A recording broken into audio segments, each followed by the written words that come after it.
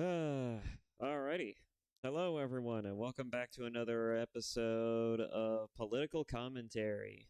It is I, Naven Gaming, or just Naven at this point, and today we are continuing part two of our Zizek debate versus Jordan Peterson. And last time we watched this, I was not exactly too sure on what was going on. I actually just kind of went into this like cold turkey, right? I didn't even know the debate was really about how Marxism affects capitalism, how capitalism and other things, right? It's about the Communist Manifesto. And I kind of went into this very cold turkey, just not sure what the hell to expect from this.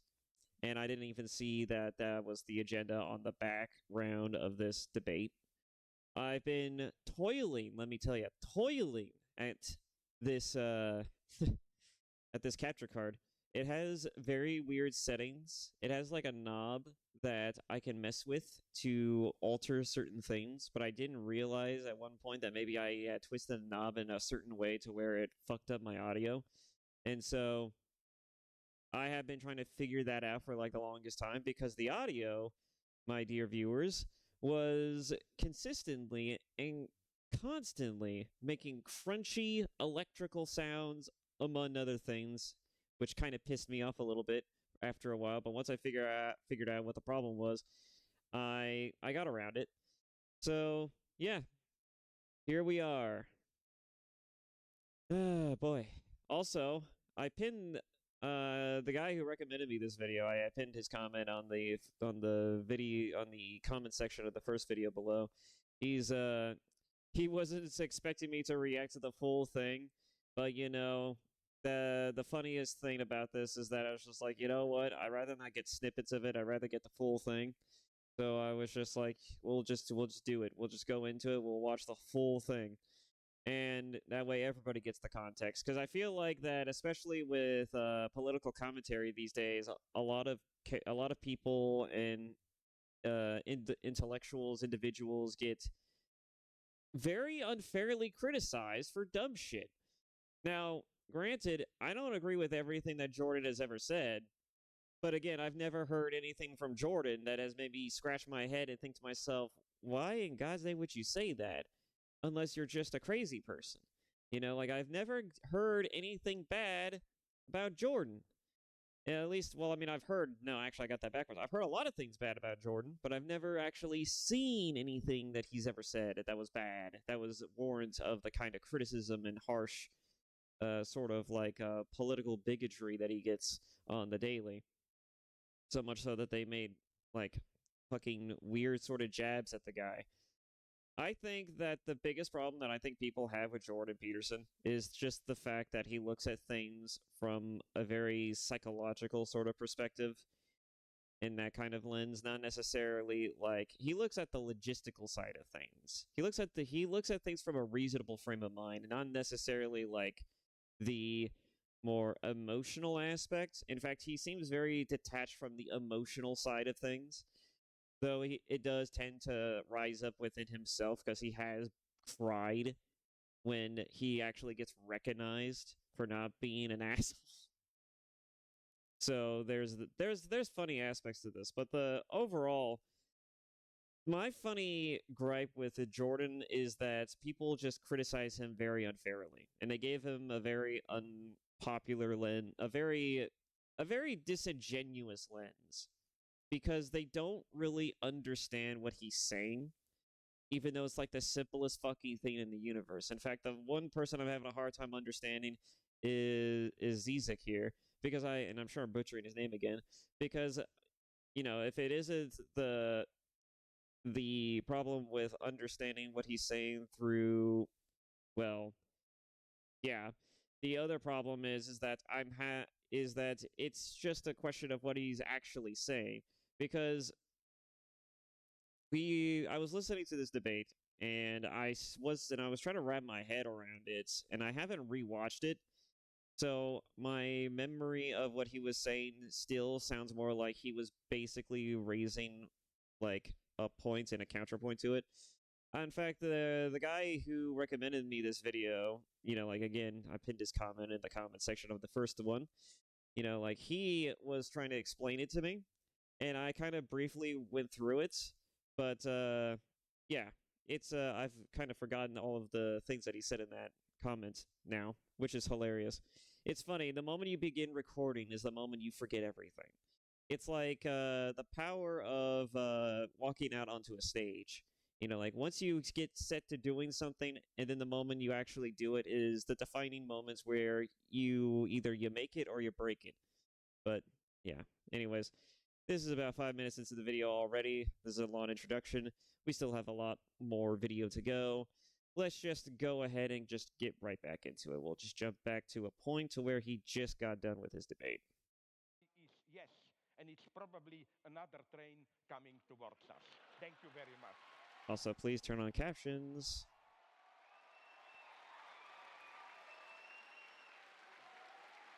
Yeah, that's working.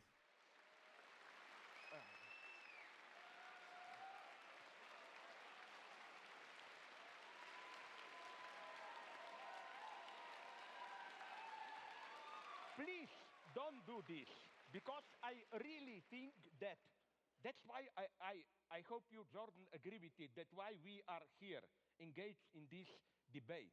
Don't take it as a cheap competition. It may be that, but we are, as you said in your introduction, desperately trying to confront serious problems.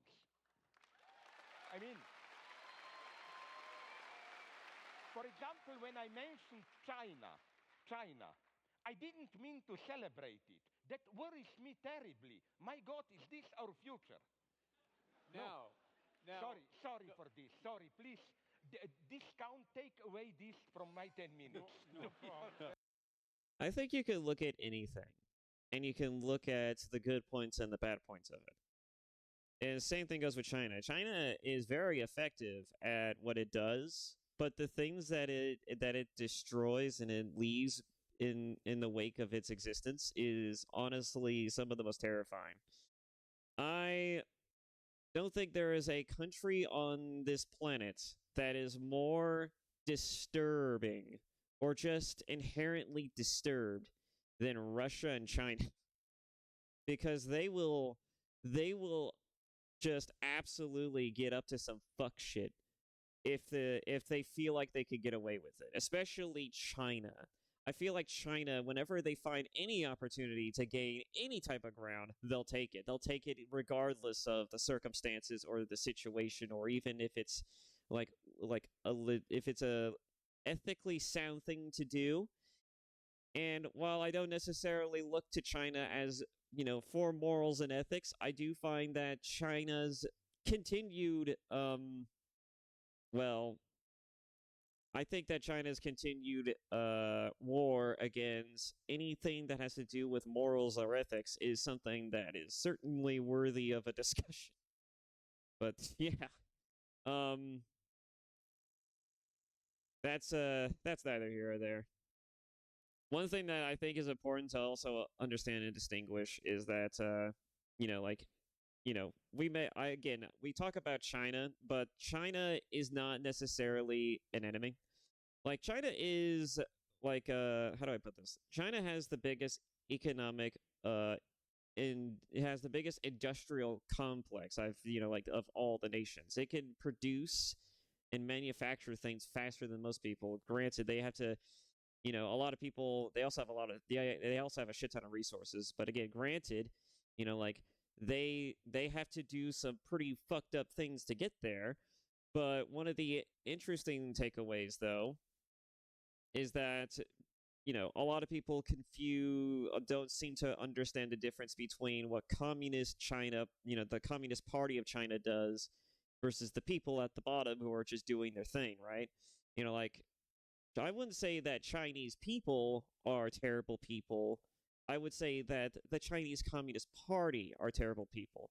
And granted, I can see how people could get that easily confused when we only talk about China, the Chinese, or communist parties.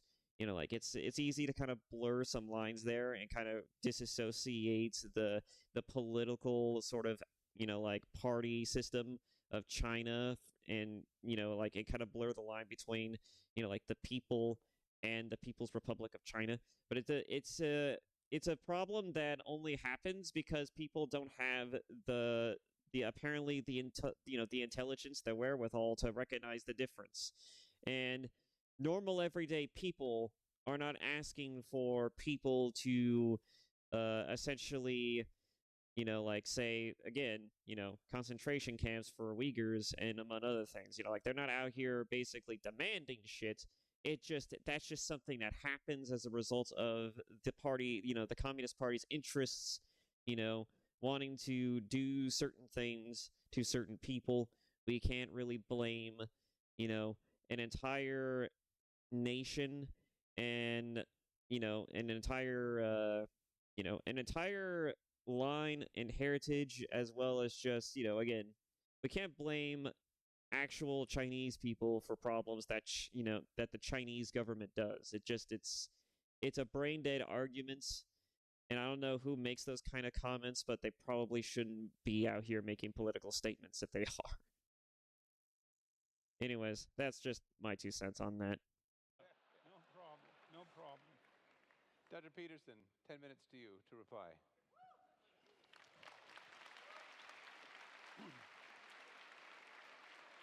So I like to speak extemporaneously, but Dr. Zizek's discussion was so complex that there's no way that I can juggle my responses spontaneously. So, okay, yeah, well, and achievement managed, I would say. So I heard much of what I heard. I agreed with, but we can get to that. I'm going to respond. Skip that. Pull out the knife. All right. Well, I heard a criticism of capitalism, but no real support of Marxism. And that's an interesting thing, because for me, the terms of the argument were, well, there were three terms of the argument, let's say. There was capitalism, there was Marxism, and there was happiness. And I would say Dr. Zizek focused probably more on the problems of capitalism and the problems of happiness than on the utility of Marxism. And that actually comes as a surprise to me, because I presumed that much of what I would hear would be a support of something approximating traditional or even a-traditional Marxism, which is why I organized the first part of my talk as an attack against Marxism per se. Okay, so now Zizek points out that there are problems of capitalism. And I would like to say that I'm perfectly aware that there are problems with capitalism. I wasn't defending capitalism, actually, in some sense. I was defending it in comparison to communism, which is not the same thing. Because as Winston Churchill said about democracy, it's the worst form of government there is, except for all the other forms.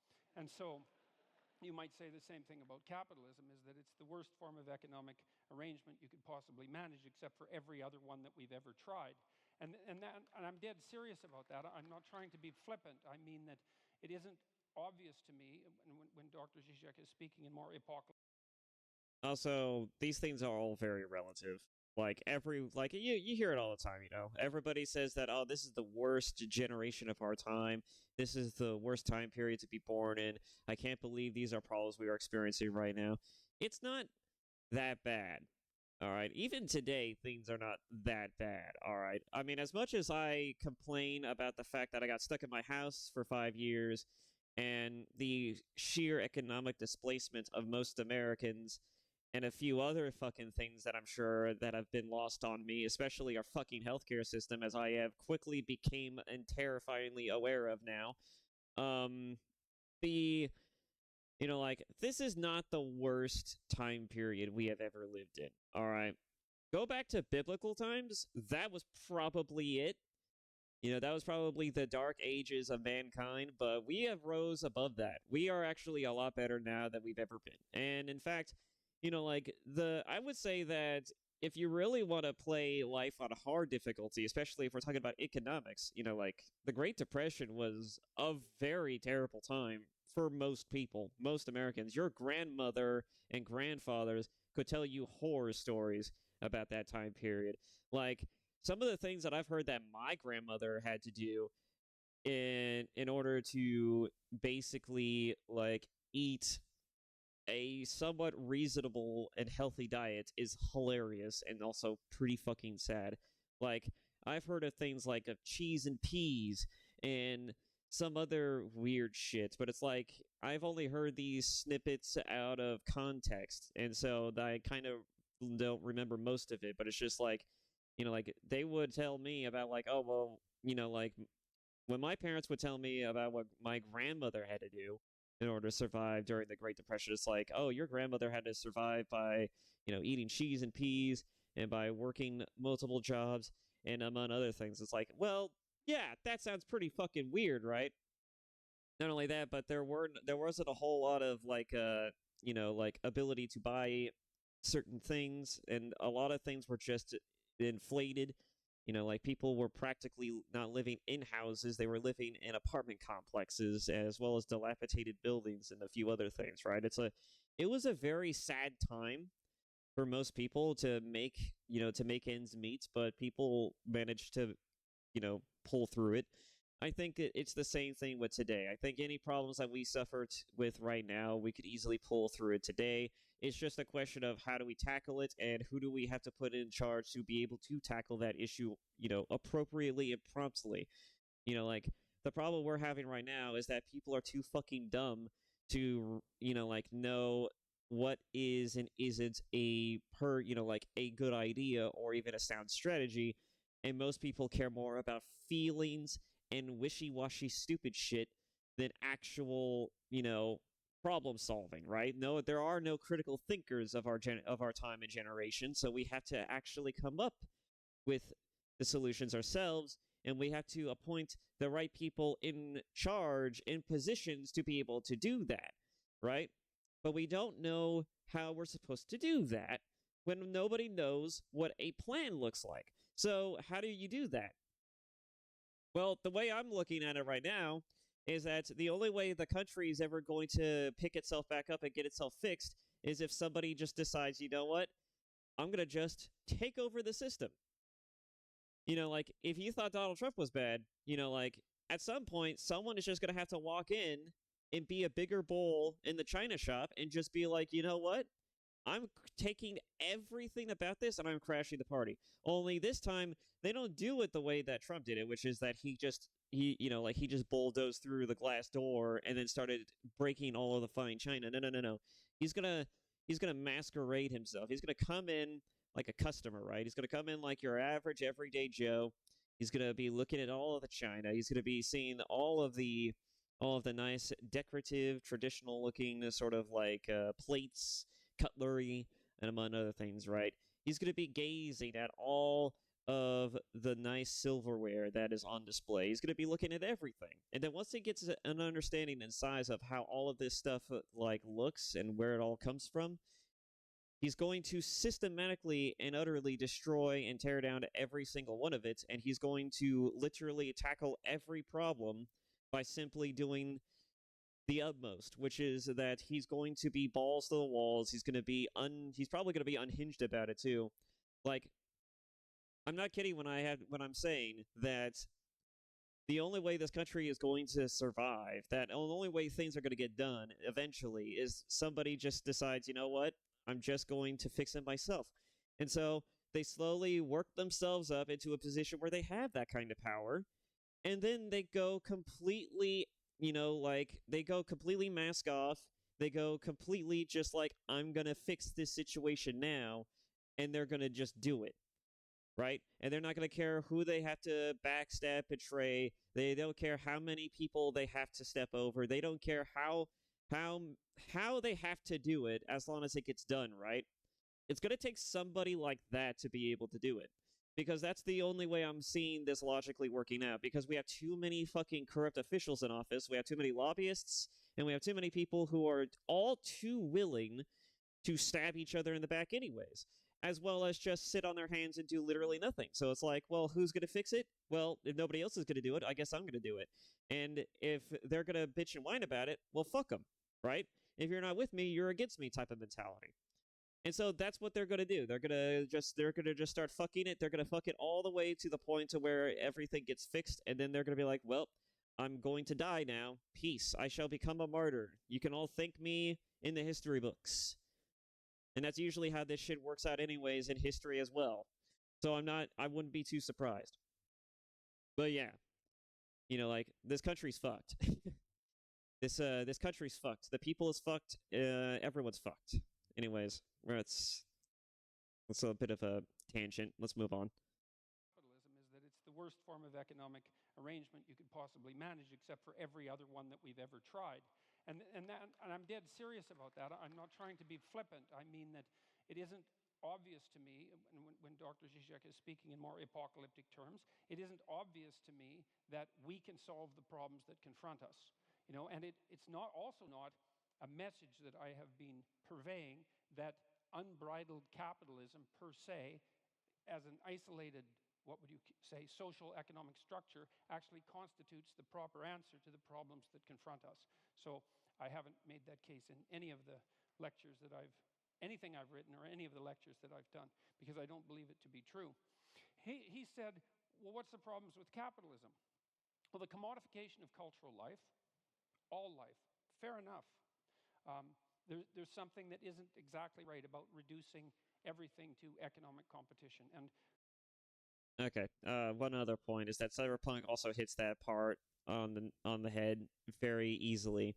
Like, if anything could be turned into a product, it will. All right. If sex could be turned into a product, it will. If it could be turned into a form of advertisement, you better believe they'll turn it into a form of advertisement. Like, Cyberpunk dystopia is only as good as it is because it shows you just how fucking terrible a completely and purely capitalistic society that is built and based around technological advancements could absolutely fuck all of us over in an instant, and very, very viscerally. It is not a question, it is a fact. Unchecked, unbridled capitalism will fuck most societies over at some point or another. I think that the only way around that issue, of course, again, is that we have a lot of checks and balances in place to ensure those things don't happen, but I think that we need to have... I think Cyberpunk does a pretty good job at actually showing you the only real answer to really combat this type of problem, all right? It's in everything. It's in the tabletop game, it's in the Cyberpunk 2077 video game, and it's also in the anime, Edgerunners, that it is our humanity that's going to ultimately save us, as well as simultaneously condemn us, but it's also going to be the thing that ultimately saves us, all right? It's the same thing about love and romance, all right? Love cannot condemn you, but it certainly can save you. It's a very... And while love certainly can turn and bolster into an unbridled obsession, it doesn't necessarily condemn most people to that fate. It's a series of choices, and people often make the worst choices, especially when we're talking about emotions, when we're talking about feelings. And love and romance is all about feeling. And so when you feel like that's something about your infatuation, your love, your admiration for a person, your loyalty, your everything is in question, that becomes like a earth-shattering event. That becomes like an existential crisis. It feels like the world itself is crumbling before you, and you're not sure what to do. All right? Because as human beings, and as a particular type of animal, we are geared towards social interaction. It's one of our strongest defining qualities.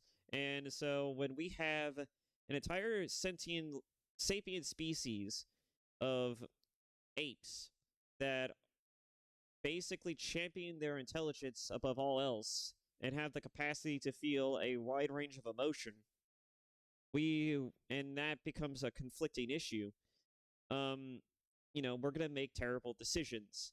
And, a lot of animals don't know what cruelty is, all right? You wouldn't... here's the interesting thing about, let's say, dogs, for example. Dogs are just... they're dogs, all right? They'll eat, they'll fight, they'll do whatever they need to survive, but they won't understand what cruelty is until you show it to them. They're one of my favorite stories about The Witcher 3 when I was playing through it was when you are doing the first opening hours of the game and you're going through like a lot of the like the main story quest and you're looking for a guy. I don't remember his name, but he's basically a hunter and he's tracking this pack of wolves, these pack of dogs, not even wolves, just dogs. And he went on a whole story about why they're so vicious, and there's just like they're covered, they're mangy, they're covered in sores, they're diseased, but like how did they get this way? How did they get to a point to where like they formed packs and started like hunting people down and started like brutalizing them? Well, a lot of people, especially soldiers, tend to not pay dogs any mind. Like it's just a kick and a pass. It's and eventually, like if your only experience with people and your only experience of like of life is cruelty, you're going to take that in and you're going to learn what that is and you're going to use that as a form of intimidation, as a form of getting to the things you need in order to survive. Like again, it's all a tool and it all has some form of utility. Intimidation is a form of utility, but it's a psychological form of utility. I don't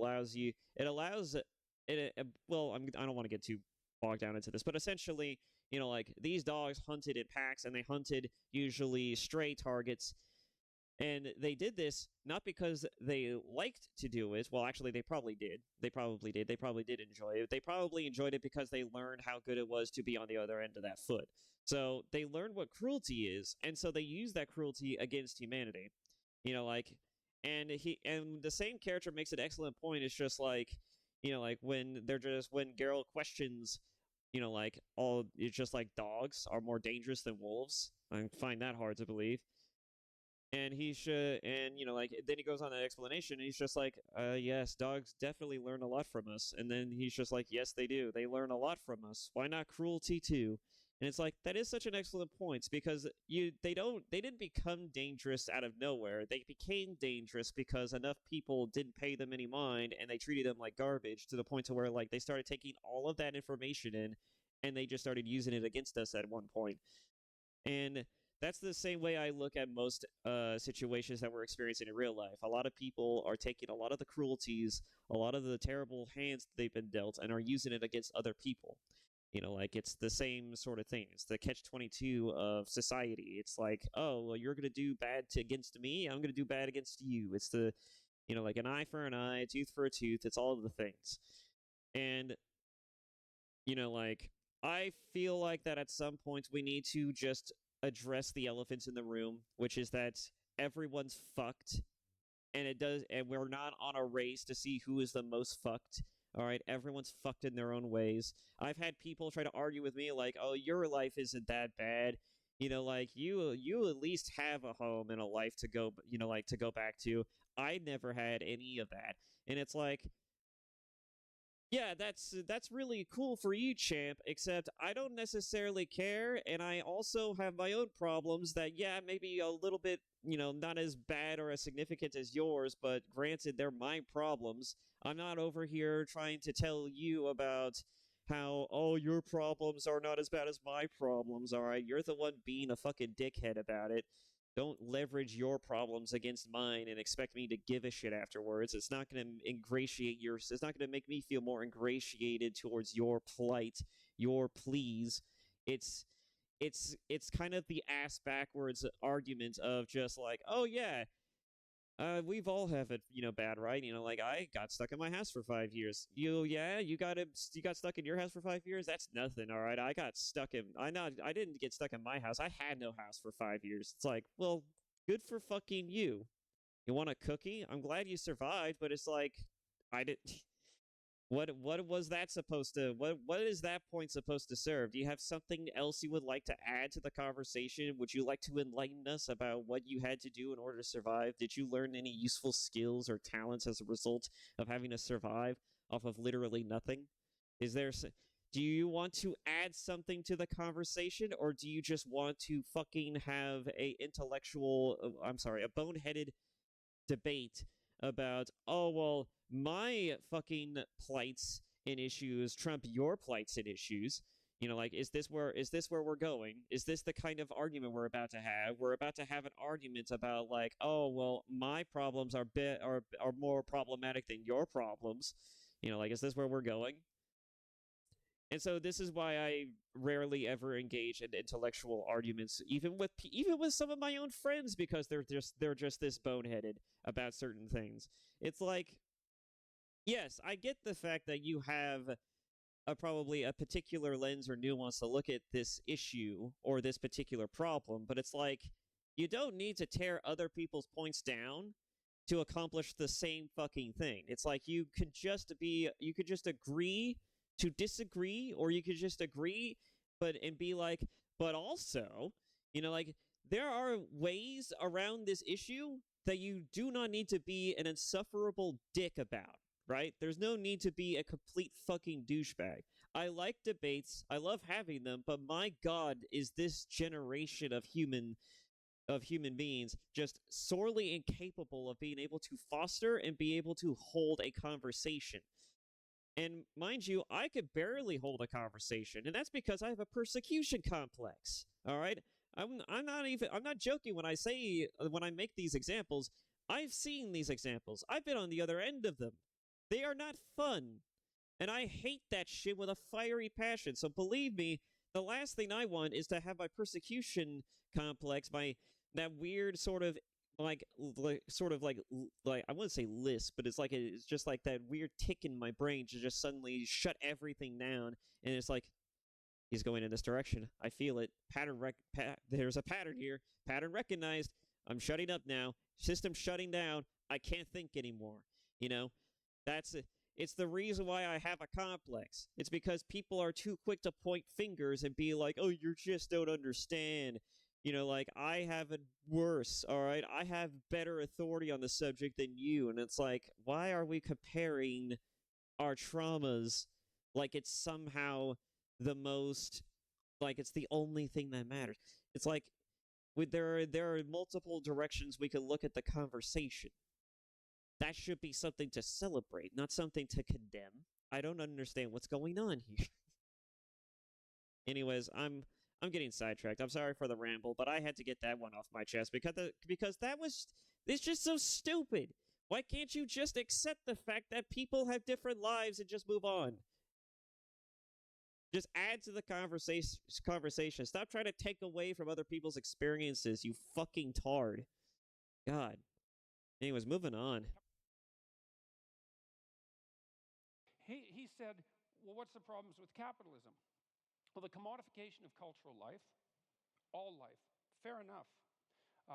There's something that isn't exactly right about reducing everything to economic competition. And capitalism certainly pushes in that direction. Advertising culture pushes in that direction. Sales and marketing culture pushes in that direction. And there's reasons for that, and I have a certain amount of admiration for the necessity of advertisers and salesmen and marketers. But that doesn't mean that the transformation of all elements of life into commodities in a capitalist sense is the best way forward. I don't think it is the best way forward. I think the evidence for that's actually quite clear. There is, by the way, a relationship. This is something I didn't point out before. There is a relationship between wealth and happiness. It's quite well defined in the psychological literature. Now, it's not exactly obvious whether the happiness measures are measures of happiness or whether they're measures of the absence of misery. And my sense is, as a psychometrician who's looked at these scales, that people are more concerned with not being miserable than they are with being happy. And those are all actually separate emotional states mediated by different psychobiological systems. It's a technical point, but it's an important one. I feel like on that scale, I feel like I'm a bit half and half on the misery and the happiness scale. Like, I feel like they're both, like, evenly split. I feel like they're both, if we were to separate them and make them their own sort of, like, scale, I feel like they're both equal on the scale, so to speak. But sometimes my misery tends to overtake my happiness levels, and so there's a bit of an imbalance there. And it's also part of the reasons why I have such a hard time finding a decent time to really schedule a video upload or record anything, because I I have I have days where I just cannot do shit. I have weaknesses too. I have problems of my own, and it's also psychological too. So it's like, if I'm at a point to where like I am unwilling to want to make a video today because of either something that happened during the course of that day, or just because like I'm just depressed as fuck, like it's like all of these things tend to vary. And I feel like that, especially for most people today, the misery scale is at an all-time peak. Like before, you could probably argue that it was probably like a quarter of the way up the scale, but it's like now it's like a half and half with your happiness scale, and happiness has been on a slow decline as of recent because the quality of life is also shit. So how do we fix this? Oh, well, we give people the ability to pursue careers and opportunities that afford them the ability to make more money. And we also make housing more readily available. We fix the housing issue, everything's kosher. Because I can guarantee you that once you fix the housing issue, then people, needing to find their own time and spaces to be able to do things is going to help them feel like they have the ability to pursue newer ventures, and they don't have to focus so much on needing to acquire a house, because that's what our culture demands. We live in America. America is all about, what is it? It's about finding opportunities, making your own living, and defining your own existence. It's part of the American motto. It's the part of the American dream. It's about charting your own course, setting off, and discovering yourself. About creating your own opportunities. And America has been consistently working ass backwards towards the opposite direction of this, which is why a lot of people say the American dream had died, and it was dead even when the dream was at its high point. So it's, like, not getting too bogged down into this. The point being, like, I feel like the misery and happiness scale are pretty even at the current juncture. And the only way we can fix these levels is if we were to make, put a rise in happiness levels, and then getting rid of the need for misery levels. So, like, again, giving people housing, giving people a better living wage, a wage that's actually livable, and then on top of that, like, give them the ability to pursue any type of career that they want, as well as being able to, like, do all these things without the side effect of, suffering as a result of wanting to pursue something that inevitably ended up turning into nothing. These are all things that we could fix, but nobody wants to fix them. It's quite something. And what's funny is that men have to deal with this all the time. And I know that we all have different struggles. All right, I've already recognized this point. Women also have their own different struggles, but god damn it if I don't think to myself sometimes where it's just like, man, like, it'd be nice to be a woman sometimes, because it's like, oh, well, not only can I just decide to do something that has nothing to do with work, like, say, for example, streaming, like, I'm using a VTuber model, right? I could easily be a VTuber as a woman than I could if I was a dude, especially since I know that there's a stigma about male VTubers that I'm not too fully aware of, and honestly don't fucking give a shit. I don't think of myself as as the quintessential VTuber or the male quintessential VTuber. But what I can say is that, like, God, if I don't think to myself, man, it'd be nice to have a vagina, because it's like, I could just opt out of both society and work at the drop of a hat. And it doesn't necessarily, and yes, it's not necessarily that simple, but if you find yourself a decent dude who has a decent job and is willing to put up with your shit, long enough just to make ends meet and just to make you happy, among other things, right? Because like, that's kind of the important piece of every puzzle. It's like, men and women have different types of, they serve different types of processes and utilities. Like, everybody has their own checks and balances, and for men, like, they'll, speaking as a guy myself, I would be totally fine with dealing and tolerating someone else's particular issues and existences if they just simply would just, be I don't know what's the best way to describe this. If they were just more amicable, not necessarily like just not necessarily like agreeable, not necessarily to the point to where like they have no personality, but just to the point to where it's just like you're at least doing something, you have a bit of utility to you, and you're not constantly trying to jump down my throat over every little issue, right? And also, you're not at all impervious to cuddling or just, other things, right? It's just, it's not, this isn't difficult, all right? This isn't the most difficult thing in the world. It's like, just be accommodating.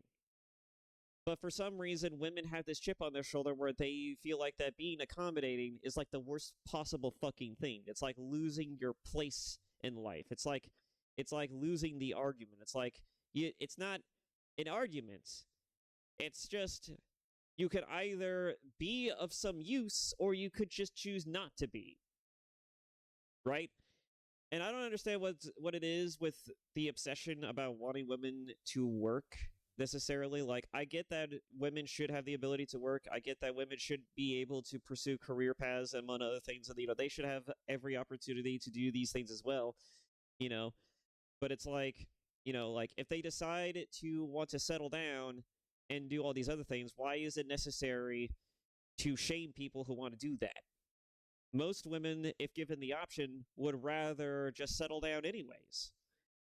They would rather just settle down, find a guy who makes more than them at the very least, and then just settle down and then not have to think about work among other things and maybe just be a stay-at-home housewife or something. And why is that such a problem? Why do we have to demonize these things? It's something that is biologically hardwired into human existence. It's also baked into our, into our social constructs. And just about every factor of our society and and every facet of our cultures have this dynamic. It's like this is something that's just ingrained. You can't fight against nature. It's not possible to rebel against one's own nature. We could probably evolve past and over this problem at some point. Maybe we could make it to maybe eventually humanity will evolve in such a way to where like the idea and concept of us needing to fulfill specific roles just is no longer a thing, but it's like this is the dynamic we are working with. This is the skill set. These are the classes that we have in this RPG. You could either play within them, play within the rules around them, or you could fuck off. It's not this isn't hard. This is the simplest thing under the sun.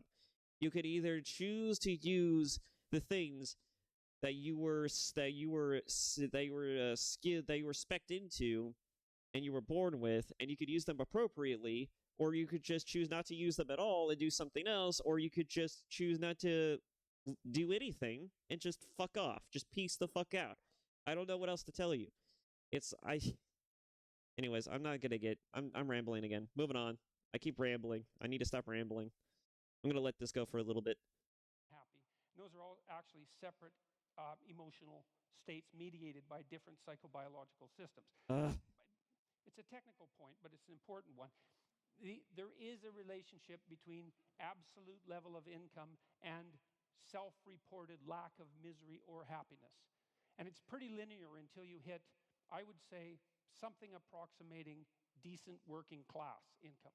And so what seems to happen is that wealth makes you happy as long as it keeps the bill collectors at bay.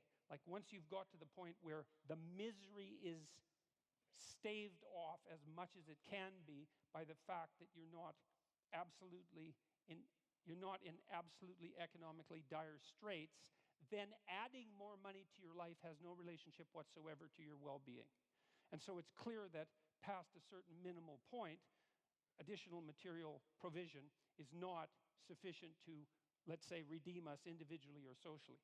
And it's certainly the case that the radical wealth production that characterizes capitalism might produce a fatal threat to the structure of our social systems and our broader ecosystems. Who knows? I'm not absolutely convinced of that for a variety of reasons. I mean, Zizek pointed out, for example, that there are more forests in Europe now than there were 100 years ago. There's actually more forests in the entire northern hemisphere than there were 100 years ago. And the news on the ecological front is not as dismal as the people who put out the most dismal news would have you think. And there is some possibility. That doesn't mean that there aren't elements of it that are dismal. You know, what we've done to the oceans is definitely something catastrophic, and we definitely have our problems. But it is possible that human ingenuity might solve that. What else? There are inequalities generated by capitalism, a proclivity towards a shallow materialism, the probability of corruption. The thing about that for me is those are catastrophes that are part of the struggle for human existence itself, and not something to be laid at the feet of any given socio-political system, especially one that seems to be producing a fair modicum of wealth for the poorest section of the population and raising people up to the point where, you know, their lives aren't an unending day-to-day struggle for mere survival. And there's some evidence, for example, that if you can get GDP up to about $5,000 per person per year, oh, that's GDP, that people start to become concerned about environmental degradation and start to take actions to prevent it.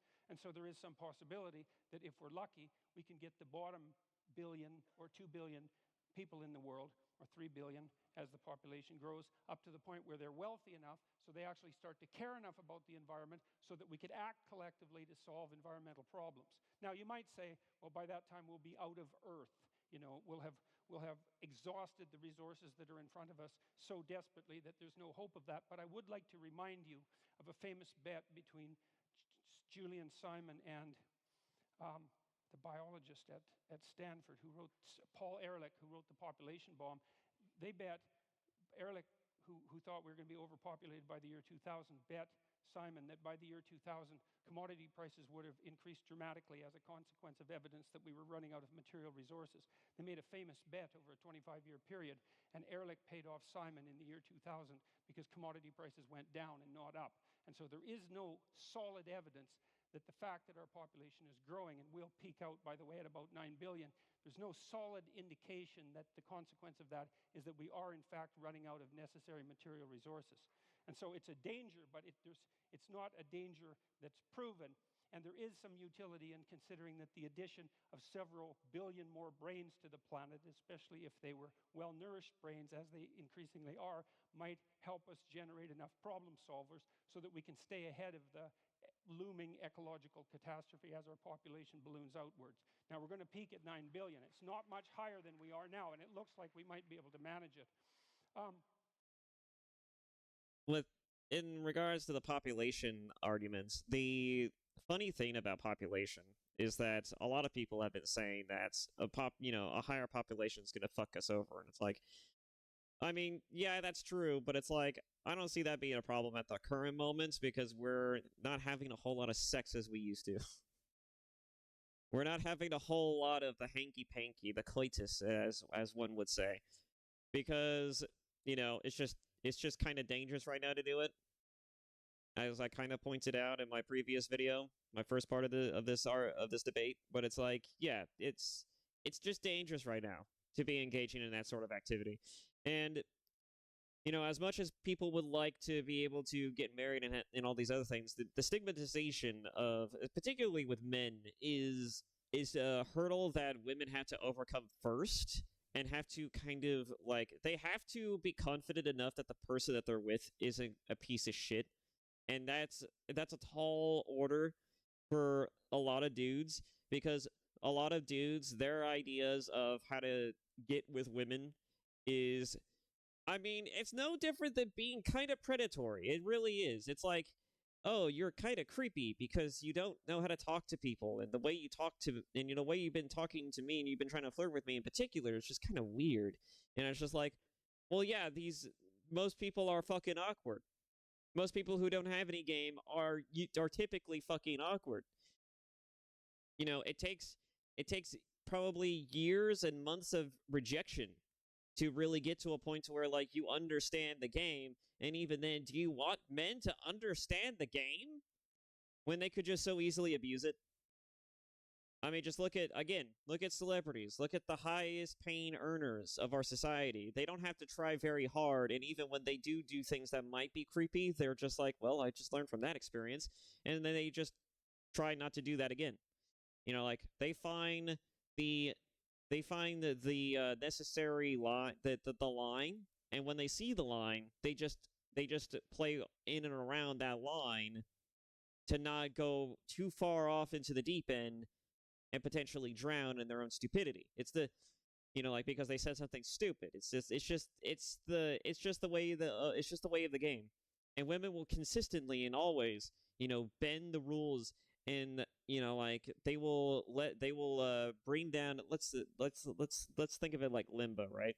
Like they will put the bar up to a certain height for like really eligible bachelors, but they will set that bar really, really low for the average person because they're so spoiled for choice these days, because the internet and social media and all of these dating websites have commodified relationships.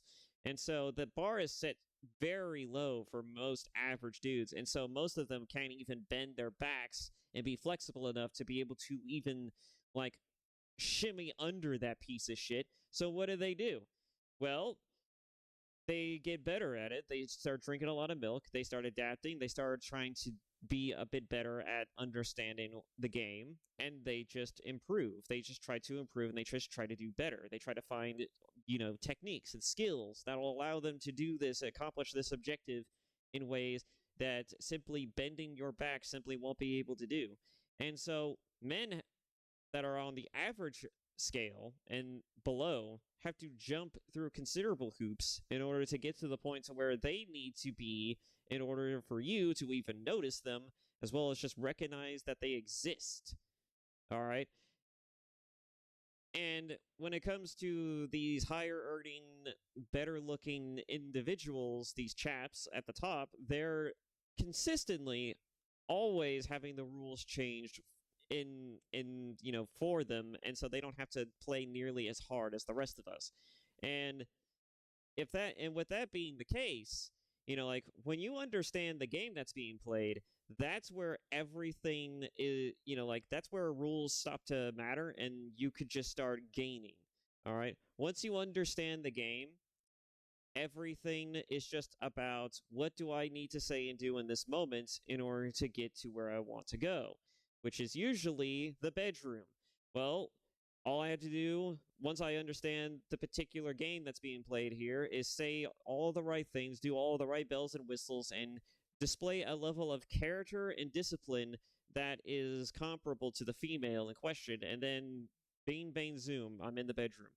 It's easy to do this because women have because of the commodification. All right, this is why this issue is so profound.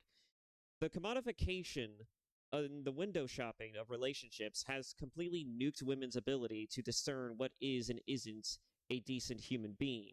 And so their idea of a decent human being is a guy who looks great, has financial stability and then some, and that's about it. And so that's their own. And as long as they're not being just directly abusive towards me, it's fine. And so their idea and notion of what is considered to be a discerning, what is what it could be characterized as a discerning eye is nuked from orbit. It's just out the window. And so they can't discern the difference between when they're being tricked and when they're not being tricked. And more so today than ever before. It's also why they're the most skeptical now than they've ever been before. It's because they don't know how to read it. And they don't know how to read dudes who are just trying to pick up on them earnestly and trying to pick up on them because they want to get them into the bedroom. To which my argument to that is that any guy who's giving you the butterflies might as well should just be put on the skeptical chart. Any guy who puts you in the position where you're getting butterflies, you're feeling like he's witty, he's understanding, he's very he's basically someone who engages in interesting conversation and doesn't seem like a total piece of shit. Like anyone who strikes you in that category should probably be put into that category. Because no, the average dude is not going to succeed in this. They are going to fail at this consistently, at least on some front, right? Like the conversation could be going well, but they could probably say one thing, right, that immediately like takes you aback or makes you second guess what they're actually, like what they're actually saying or what they're actually doing. And so if it's just one instance, that's fine.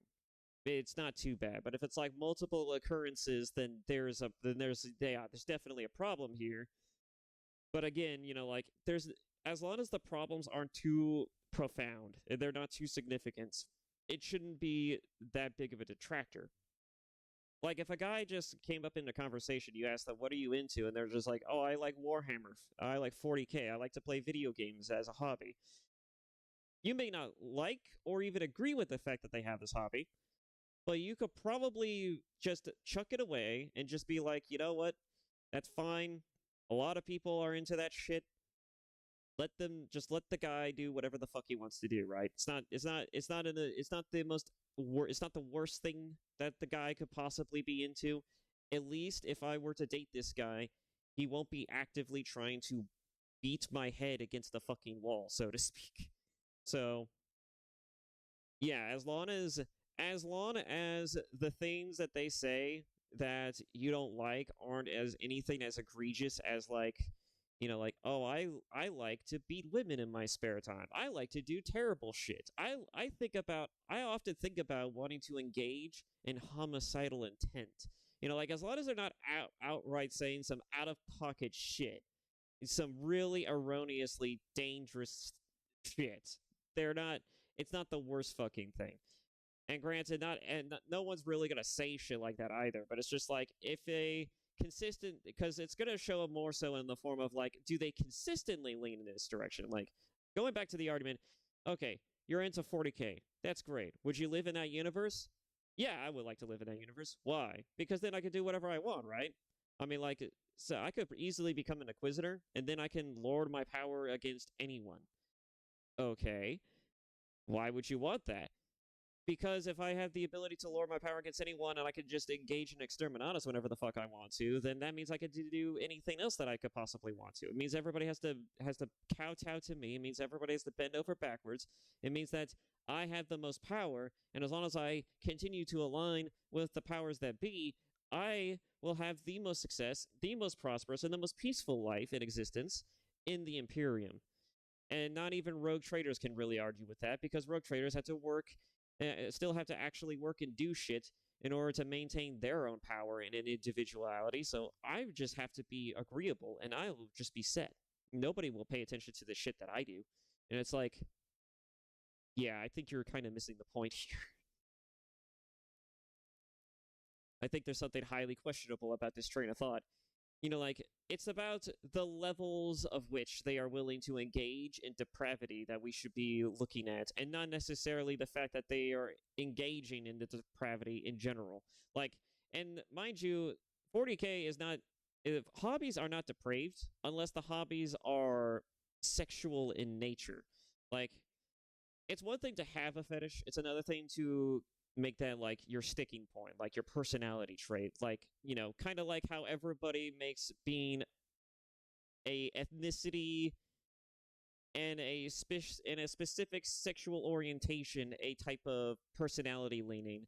It's not the most important aspect to your character, but you make it one. Is the thing that really puts people into question your morality and the efficacy of your existence. That's where I think we should be looking, and that's where I think most women should be looking at, because most dudes are not crazy, most dudes are not insane, and they're certainly not out here to want to beat the fuck out of you and want to reduce you into a slave. No different than being what you already are if you're working for a company, because companies treat most employees like they're fucking disposable, resources anyways. That's neither here or there.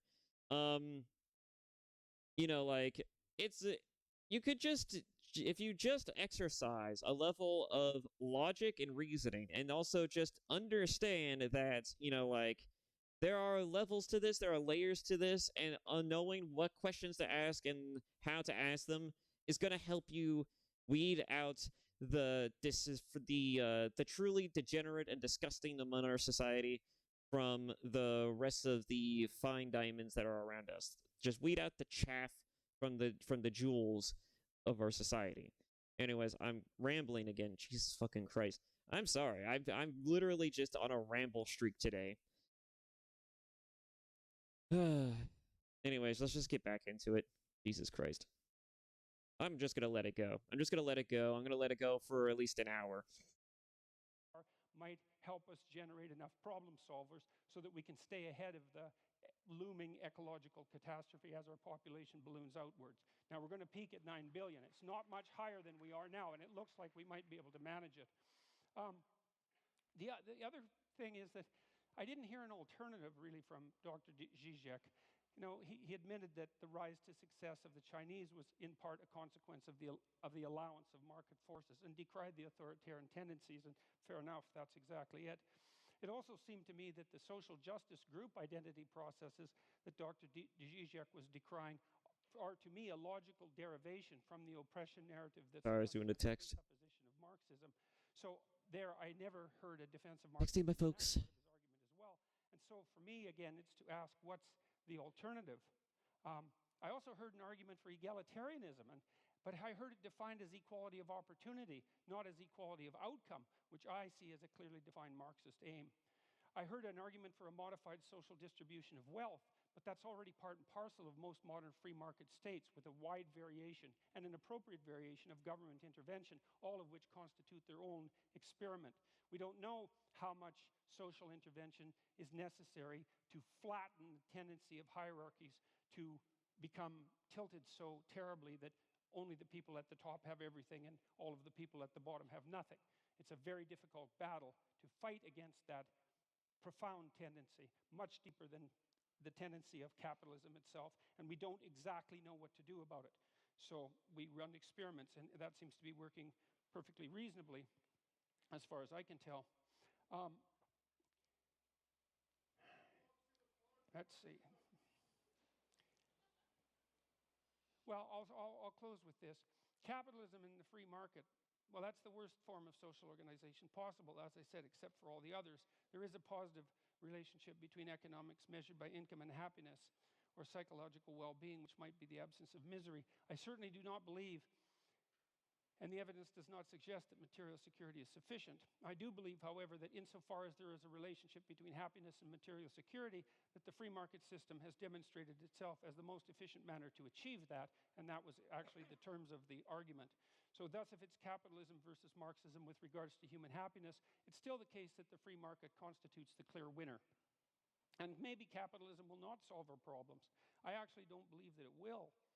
I have in fact argued that the proper pathway forward is one of individual moral responsibility aimed at the highest good. It's something for me that's rooted in our underlying Judeo-Christian tradition that insists that each person is is sovereign in their own right and a locus of ultimate value, which is something that you can accept regardless of your religious presuppositions, and something that you do accept if you participate in a society such as ours. Even the fact that you vote, that you're charged with that responsibility, is an indication that our society is structured such that we presume that each person is a locus of responsibility and decision-making of such import that the very stability of the state depends upon the integrity of their the integrity of their character.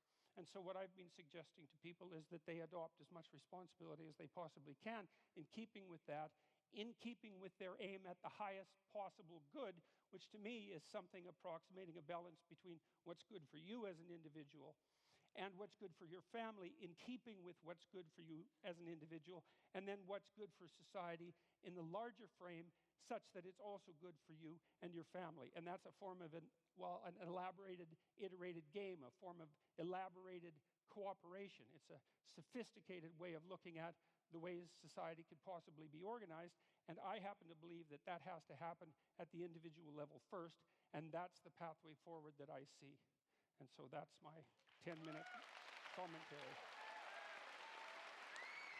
Yeah, I go up again. As you wish. Thank you, Dr. Peterson. Dr. Since I Zizek. already spent a little bit of my time, I will try to be as short as possible. So a couple of remarks and then my final point. Why I think this self-limitation of capitalism is needed. First, about happiness. Just a couple of remarks. Jordan, I want to ask you, but isn't it, am I dreaming? I think I'm not. I remember a couple of years ago, it was reported all around the world, some kind of investigation, percentage of people interviewed in different countries, do they feel happy with their life? And the shock was that some Scandinavian countries, which we considered social democratic paradise, were very low, while Bangladesh, I think, was close to the top. Now, I know this logic has a limit. I don't buy the bullshit of poor people are happy in their world there and so on. But you know, my argument here is not against you. My argument here is problematizing happiness even more. Look, this may interest you. I was years ago in I think, Lithuania, and we debated, I report on this in one of my books, when were people in some perverted sense, and this is the critique of the category of happiness for me, happy. And we came to the crazy result. After the Soviet intervention, Czechoslovakia in 1970s and 80s. Why? For happiness, first, you should not have too much democracy, because this brings the burden of responsibility.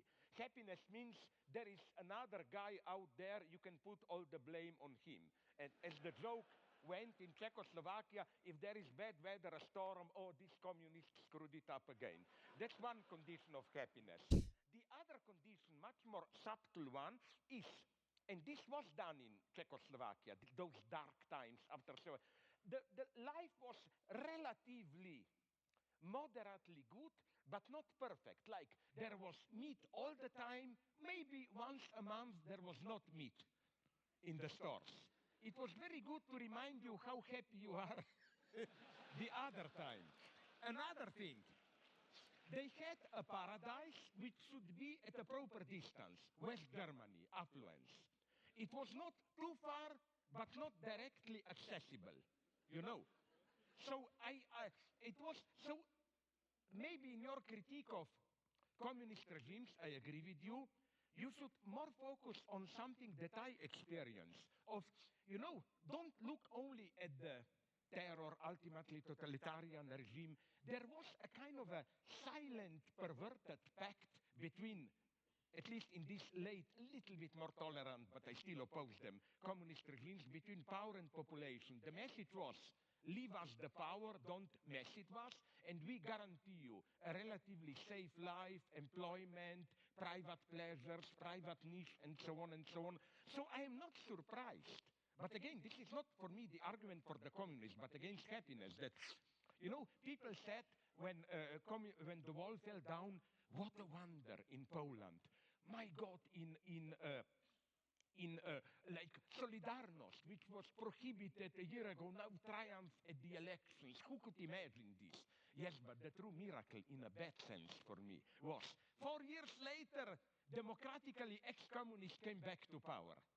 So, you know, again, this is for me not the argument for them, but simply for the, let's call it, corruptive nature of happiness. So my formula, maybe you would agree with it, is, my basic dogma is happiness should be treated as a necessary byproduct. If you focus on it, you are lost. It comes as a byproduct of you working for a cause and so on. That's the basic thing for me. Second point, maybe we disagree here. China, of course, the miracle, economic miracle, was due to unleashing market reform, and so on. But, and here comes my pessimism, some of my liberal friends are telling me, yes, imagine what would they have achieved with also political democratization. I'm a pessimist here. No, they found a perfect formula of how, and that's the paradox of China today. The Communist Party is the best manager of capitalism and protector against workers. The truly dangerous thing in China today is not to flirt with Western ideas, is to organize trade unions, this is what worries me. This perfect combination between unleashing capitalism and still the authoritarian rule, or to put it in another way, my worry is that today, all around the world, this eternal marriage between capitalism and democracy is slowly disappearing. Till now, I admit it, capitalism needed from time to time some 10, 20 years of dictatorship. When things started to improve, democracy returned. Chile, South Korea, and so on. I wonder if we are still at that. Now, just very quickly, your basic point in the introduction, in your introduction. You know, I'm tempted to say, the way you presented Communist Manifesto, the simplified image, and so on and so on, it's crazy to say, but on many points I agree with you, and it's a very complex argument. Marx didn't have, for example, a good theory of how social power exists. His idea was simply with disappearance of class structure, it's secretly, although he wouldn't have accepted it, a technocratic dream. Like, by experts, social life will be run as a perfect machine. Although he was at least aware of the problem, which is why he was so enthusiastic, Marx, about Paris Commune, you know, which was precisely not centralized power. So I'm not just defending Marx. I'm saying it was not clear to him. And I hope I don't have to edit that out of the video. so let's drop that. Maybe I have more interesting things to say. I could just use the YouTube version. Point, nonetheless, at one point I'm ready to claim, where did you find this? This goes maybe for today's politically correct jerks and so on, that this egalitarianism. There is one passage in his late critique of Gotha program where Marx directly accesses the problem of equality. And he dismisses it as a strict bourgeois category. Explicitly. For him, communism is not egalitarianism. It's, yes, hierarchies, but not based on capitalism. Okay, I'm not totally defending here Marx. I'm just saying, don't refer this to Marx. Okay, but to conclude, because, yes, I want to keep my promise to be a little bit shorter. You know, I agree with you on many points, but you know what my problem with my problem that I was aiming at? With all the openings, I know we don't know really what is happening with ecology and so on. And this is okay, let's take oceans. You mentioned them. But isn't it, for me, correct me if I'm wrong, and I don't mean this rhetorically, maybe I'm really wrong, but the problem of oceans, the only way for me is some kind of cooperated international action and so on. You cannot simply leave it to the market. That's what I'm saying. This is the faithful limit that I see. About this diminishing poverty and so on, I am aware of it. I tend to agree with. But I at the same time see so many explosive tensions. For example, do you know about South Africa? It's a terrifying situation on the edge of the civil war. To be very brutal, the only thing that, I'm simplifying it, that really happened with end of apartheid is that the old ruling class, I simplify it in grotesque Marxist terms, was joined by a new black ruling class, which is not doing a good job, so they are trying to play the race card. It's still the consequence of white colonialism and so on and so on, but tensions are terrifying. And here I was pleading for not abolishing borders and so on, but this type of, I don't know how to put it, global change cooperation, like again, the example of Congo that I mentioned, or like forget that killing of that guy Khashoggi. It's horrible, but the true nightmare is Yemen today. What I mean, you said somewhere that we should well think without engaging in large-scale reform what the consequences will be. If you, okay, very briefly, I agree with you that the gap of standard Marxism was that the proletarian revolution will be a place where you do something and you know exactly what you do. If there is a lesson of the 20th century, is that this tragic logic, you want something maybe good, the result is catastrophic, holds absolutely also for revolutions and so on and so on. But, in spite of all this, and I don't know what forum will it have. I'm not pleading for a new Leninist party or whatever. I'm just pleading for new forums of international cooperation and so on. I agree with you when you said the majority of us is not even really aware of the seriousness of, especially the poor, of ecological problems and so on. And I think, would you agree that the situation is here much more subtle and obscene? It's that logic that in psychoanalysis is called disavowal, Verleugnung. In French, je sais bien, mais quand même. We know ecological problems, but we don't really take them seriously. And here I see problems, and I don't see an easy way out. I am a pessimist, if you ask me. When people say, no, but they are growing, protests are growing, and so on and so on. Yes, I'm listening to this story from when I was young, you know. They are growing, and then look what happened. The mega tragedy is, for me, for example, what happened to Syriza. They were elected for change, whatever, and they become, and I'm not blaming them, they become the perfect executors of austerity program. So I just see problems. I'm a pessimist. And I'm not a radical pessimist. But you have to, maybe here we are different. I noticed with your final speech, that final moment of your intervention, that it's very strange because usually Marxists have this stupid optimist anthropology. Just get rid of capitalist terror and we will all be happy. My God, I'm much more a pessimist. I don't believe in human goodness. Never underestimate evil, never underestimate envy. I mean, it's part of my nature. In Slovenia, we have a wonderful story. A godlike figure comes to a farmer, and I will stop immediately, and asks him, I will do to you whatever you want. Just, I warn you, I will do twice the same to your neighbor. You know what Slovene farmer answers? Fine, take one of my eyes. You know, we are in this. Don't underestimate this. I don't see any simple, clear way out. Thank you.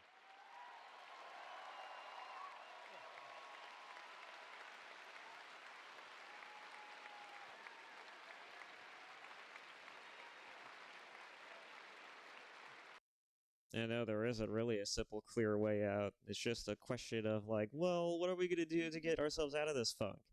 You know? And it's going to require multiple steps. And there are a lot of problems. All right? There are a lot of problems that require multiple steps in order to really tackle appropriately. And it's honestly a lot of problems now that we're going to need entire committees to solve and rebuttal these issues. And if that's going to be how we're going to have to tackle this, then we need to create a branch of collective interest groups that want to solve particular problems, and we're going to have to supply them with the needs, with the means, and the resources to be able to accomplish these things in a way that is both appropriate and is evident to tackle these issues, right? And the biggest problem that I'm seeing, especially with nowadays, is that, especially if we're just talking about things that I'm already fundamentally aware with, like, again, with the dating scene, like a lot of the problems we have with dating is just simply like there is a lot of supply and but not a whole lot of, well, actually no, there's a lot of demand but not a whole lot of supply. And the problem that the problem with that I'm seeing with the dating market is that the problem with the supply and demand issue is just that like we need to elevate the dudes who are seen more so as the bottom feeders to essentially put them in a place where they actually have the ability to succeed. That will solve the demand issue for the women's side, and then that will easily solve the problem of supply for the men's side. And the more we look at, but if we were to really try to break it down and try to figure out how do we do that, well, a lot of guys have already been trying to do that, and it's really an onus on the individual male to really want to pursue a self-help exercise of some form to be able to make themselves better and to elevate themselves. But a lot of these people are also trying to sell them shit, and so it kind of taints the pool of help that they could possibly take, right? Some people have gone to the extreme. Like my favorite idea, just as a fucking just out of hilarity, was I was watching a Pippa stream, right?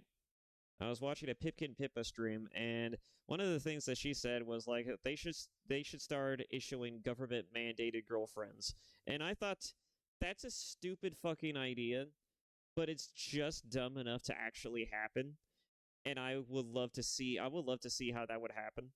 Just how will they even go through the process of this? Oh yeah, we're just gonna give people government issued girlfriends. How do we do that? Oh well, we're gonna go ahead and take a look at both applicants, and we're gonna determine based off of their core values, their core ideas and reasoning, as well as their overall means of what they need in order to exist and survive, which person is eligible for which other person, right? Imagine having an entire governmental body and branch dedicated to sorting out the populace and figuring out which ones are more suitable. You're basically playing, matchmaker. And that's government issued matchmakers. Like, can you imagine? That shit is fucking hilarious. That shit is hilarious to me, but it's so funny and so dumb of an idea that I absolutely believe that it could happen. I mean, I've seen dumber things happen, let's be honest. But otherwise, yeah, I think that a lot of problems require multiple ranges and, like multiple layers of solutions to solve every individual problem. Kind of like stitching a wound. You need to have a thread, a needle, and you need to know how to thread that needle in a way to really suture this wound. And it's the only way we're going to really begin to really heal that wound, because it's like a wound that just sits there and festers is not going to be a great wound at all, and we're probably going to need to weed it out like a cancer. It's going to become a problem at some point. Might as well hurry up and remedy it. Put a tourniquet on that shit before it becomes a problem, right? But we have yet to really solve a lot of these problems, and thankfully, a lot of these problems are just more so like nicks and scratches right now. They have yet to really, they're festering because there isn't enough tourniquets and alcohol to go around. But eventually, like if the cuts get deeper, you know, we're gonna need to start putting sutures on these sons of bitches. And once we get to that point, that's the point of no return.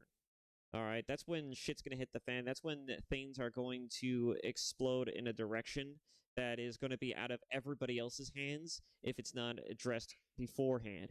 And so I feel like we need to get to that point before it becomes that problem. But anyways, that's just my 2 cents on that. Moving on. Thank you both very much. It's pretty clear, I think, to all of us that you both have quite a bit to say to each other. And so, And to ourselves. and, Monologues, yes.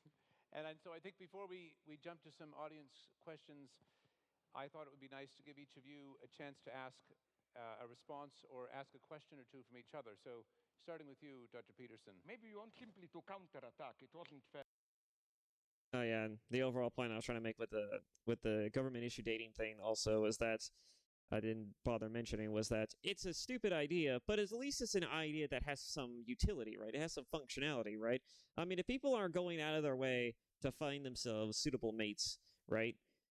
And if men are just turning away from the dating market because it's shallow, it's stupid, and it's not guaranteed to give you the best buck for your bane. Might as well should just say fuck it, right? Well, if we have the government issue girlfriend thing, then government bodies will be in charge of basically pairing you up, and it's not going to be the most successful thing, as every other thing that has ever been implemented tends to be. But at the very least, it'll be certainly something, right? It'll at least be far better of a solution than just doing nothing, right? And I'd rather have something that doesn't do a whole lot of good than something that does nothing, right? That not having the thing at all. Like I think that like in regards to the arguments, I think that even something as benign and as ridiculous as the notion that governments would have their own governmental matchmakers is a stupid concept, but it's a stupid concept that would at least accomplish the objective of doing one thing, and that's pairing people up with other people, and that could still get people somewhere rather than nowhere. And at the very least, like it doesn't necessarily have to be the most mandated thing. Like it doesn't have to be as necessary as say the COVID shots were, for example.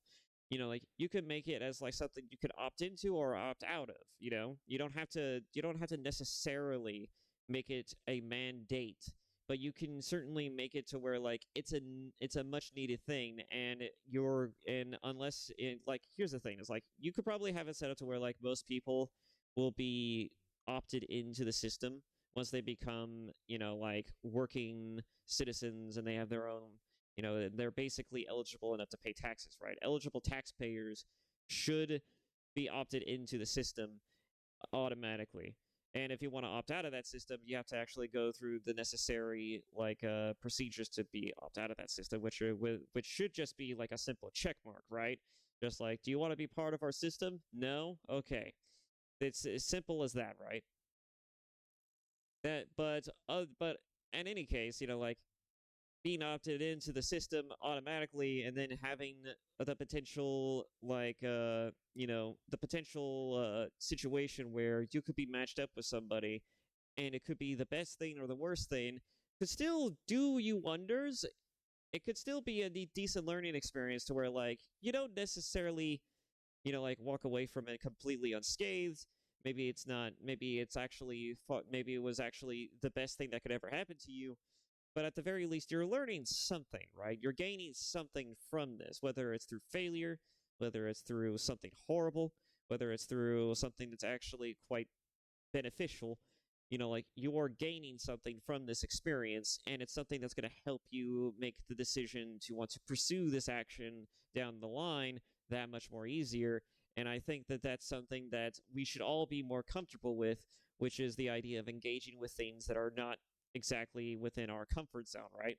And that's the same thing that's especially true for dating. It's like, you have to actually be willing to put yourself in a situation where you're going to be rejected, denied, or be put in a position to where like you're going to meet this one person who's going to make your life absolutely fucking miserable, but it's all going to be great. It's going to be great. It's going to be necessary for you to realize what it actually looks like when you finally find it, right? When you finally find someone who actually wants to be there for you, who wants to be in your corner, who wants to support you, who wants to help you, who wants to be your partner. And I think that's a necessary step, is to get people in those positions where they engage with this enough times to where they can learn both the benefits and the side effects and the problems that come with trying to manage relationships.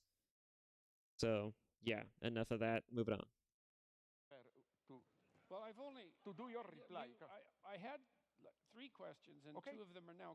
I said I would wait a fucking hour, but chance to ask a response or ask a question or two from each other. So starting with you, Dr. Peterson. Maybe you want simply to counterattack. It wasn't fair to. Well, I've only to do your reply. I had 3 questions, and Okay. 2 of them are now completely irrelevant, and so I have 1 left, I guess, and I'm not sure that it's a fair question, but maybe it's. Yeah. It seems to me to be a fair question. Okay. You're a strange Marxist to have a discussion with, and well, but here's why. This is not an insult by any stretch of the imagination. No. I mean, one of the things that struck me when I was looking at your work was, And I'll be right back. I need to turn on my other light. well, first of all, you're a character, you know, and that's an interesting thing. Like Is this an insult or it's not? not an insult. It's a sign of originality. Legs. And it's a sign of a certain amount of moral courage, and it's a sign of a certain temperament, and it makes you humorous and charismatic and attractive, and I think you appeal to young people the way that outside intellectual rebels appeal to young people, and so those are all positive. Okay, things fair enough. that can be used positively or negatively. And my question is, like, it seems to me that your reputation, unless I'm very misinformed about this, is as a strong supporter of Marxist doctrines on the left, or was that? And so then my question is, given the originality of your thought, why is it that you came to presume at some point in your life, perhaps not now and perhaps still, that the promotion of Marxism rather than Zizekism was appropriate? Because it seems to me that there's enough originality in your body of thought and lateral thinking in the manner in which you approach intellectual ideas that there's just no reason for you to be allied with a doctrine that's 170 years old and that is, if capitalism is rife with problems, is twice as rife with problems as that. And so you're kind of a mystery to me in that way. And so that's my question. Okay. Very briefly, I developed systematically in my book critical insights into many traditional Marxist theses, so no doubt here. You know what I still admire nonetheless in Marx? Not those simplicities of Communist Manifesto, but I still think that his so-called critique of political economy, capital, and so on, is a tremendous achievement as a description of the dynamics of capitalist society. And if you read it closely, Marx is much more ambiguous and open there. For example, he mentions, apropos what you referred to, he mentions that law of diminishing return, like why crisis will arrive necessarily, poor are getting poorer. But then he is honest enough to enumerate 7 or 8 counter tendencies. And if you read him closely, you will see that precisely those tendencies prevailed later. Or forget Communist Manifesto, go to read his political analysis of its unsurpassable 18 Brumaire and so on of the 1848 revolution, which are incredibly complex, no traces of that class binary there. Marx deals with middle classes with crucial, lumpenproletariat with the ambiguous role of intellectuals, and so on and so on. But basically, what I was pleading for, and I like to put it in paradoxical term, was for a return from Marx back to Hegel. I define myself more as a Hegelian. Why? Hegel is considered a madman, you know, the guy, absolute knowing, and so on and so on. No, Hegel is much more modest and open. The danger in Marxism. I like how the YouTube translator just cannot fathom what he's saying because he has such a issue. He has such a issue with talk, like just I don't know how to put this. In my shoe on head video that had gained the amount of views that it did, you know, the mastication issue is a is very prominent with him, and it's funny that the captions just cannot seem to make sense of everything because of every little phlegm and sound that comes with him pronunciating words, and it's just it's it's a I can't imagine being someone who is deaf trying to read this and then trying to just scratching their head trying to make sense of this crap. I can't. It's got to be the most insufferable thing. Moving on. Is for me this teleological structure. We are at the 0 point, but there is a unique chance of a reversal into a new emancipated society and so on. And the danger here is that of self-instrumentalization. Proletarian Communist Party is an agent of history which knows the laws of history, to put it, follows them, and so on. That's the catastrophe. In Hegel, such a position is strictly prohibited. In Hegel, whenever you act, you err. So, you know, you have to, there is no position of this pure acting where you know what you are doing and the result will be. So this would be my main point. So yes, my formula is kind of ironically, I know Hegel is the greatest idealist, materialist reversal of Marx by turning back to Hegel. For Hegel says in a part that people don't read, Introduction to Forward to Philosophy of Right, he says explicitly that the owl of Minerva takes off in the evening when there is dusk. So philosophy can just grasp a social order when it's already in its decay. Philosophy cannot see into the future. It's radical openness. We need this openness today. The tragedy today, maybe we agree here, is that we really don't have a basic, how should I call it, cognitive mapping. I don't think we have here a clear insight into where we stand, where we are moving, and so on and so on. So I'm much more, again, sincerely of a pessimist. Please, yeah, reply. Can I ask you now a question? Let me reply? respond, Yeah, and then you can. I think the pitiful nature of American education systems is the biggest proponent as to the reason why people do not have the ability to engage in critical thinking. And it's also why we know so much less about the standing and also the comfort of knowing that people are different inherently in both idea and thoughts, but that doesn't necessarily make them like enemies. That just means that they are potential new ideas and possibilities that we have yet to really peruse or understand. And, because people have their own unique perspectives, people have their own sort of like insight on life, and we all come from different backgrounds and different points of entry. So it's like it makes perfect sense that you should not be skeptical of every person, but you should be open to engaging with everyone on their ideas and what they think would be an interesting way to solve a problem, or even what their ideas would be to solving said problem, right? And the funny thing about it is just that there are rarely anyone who wants to engage in that, and more often they don't have any real thought at all.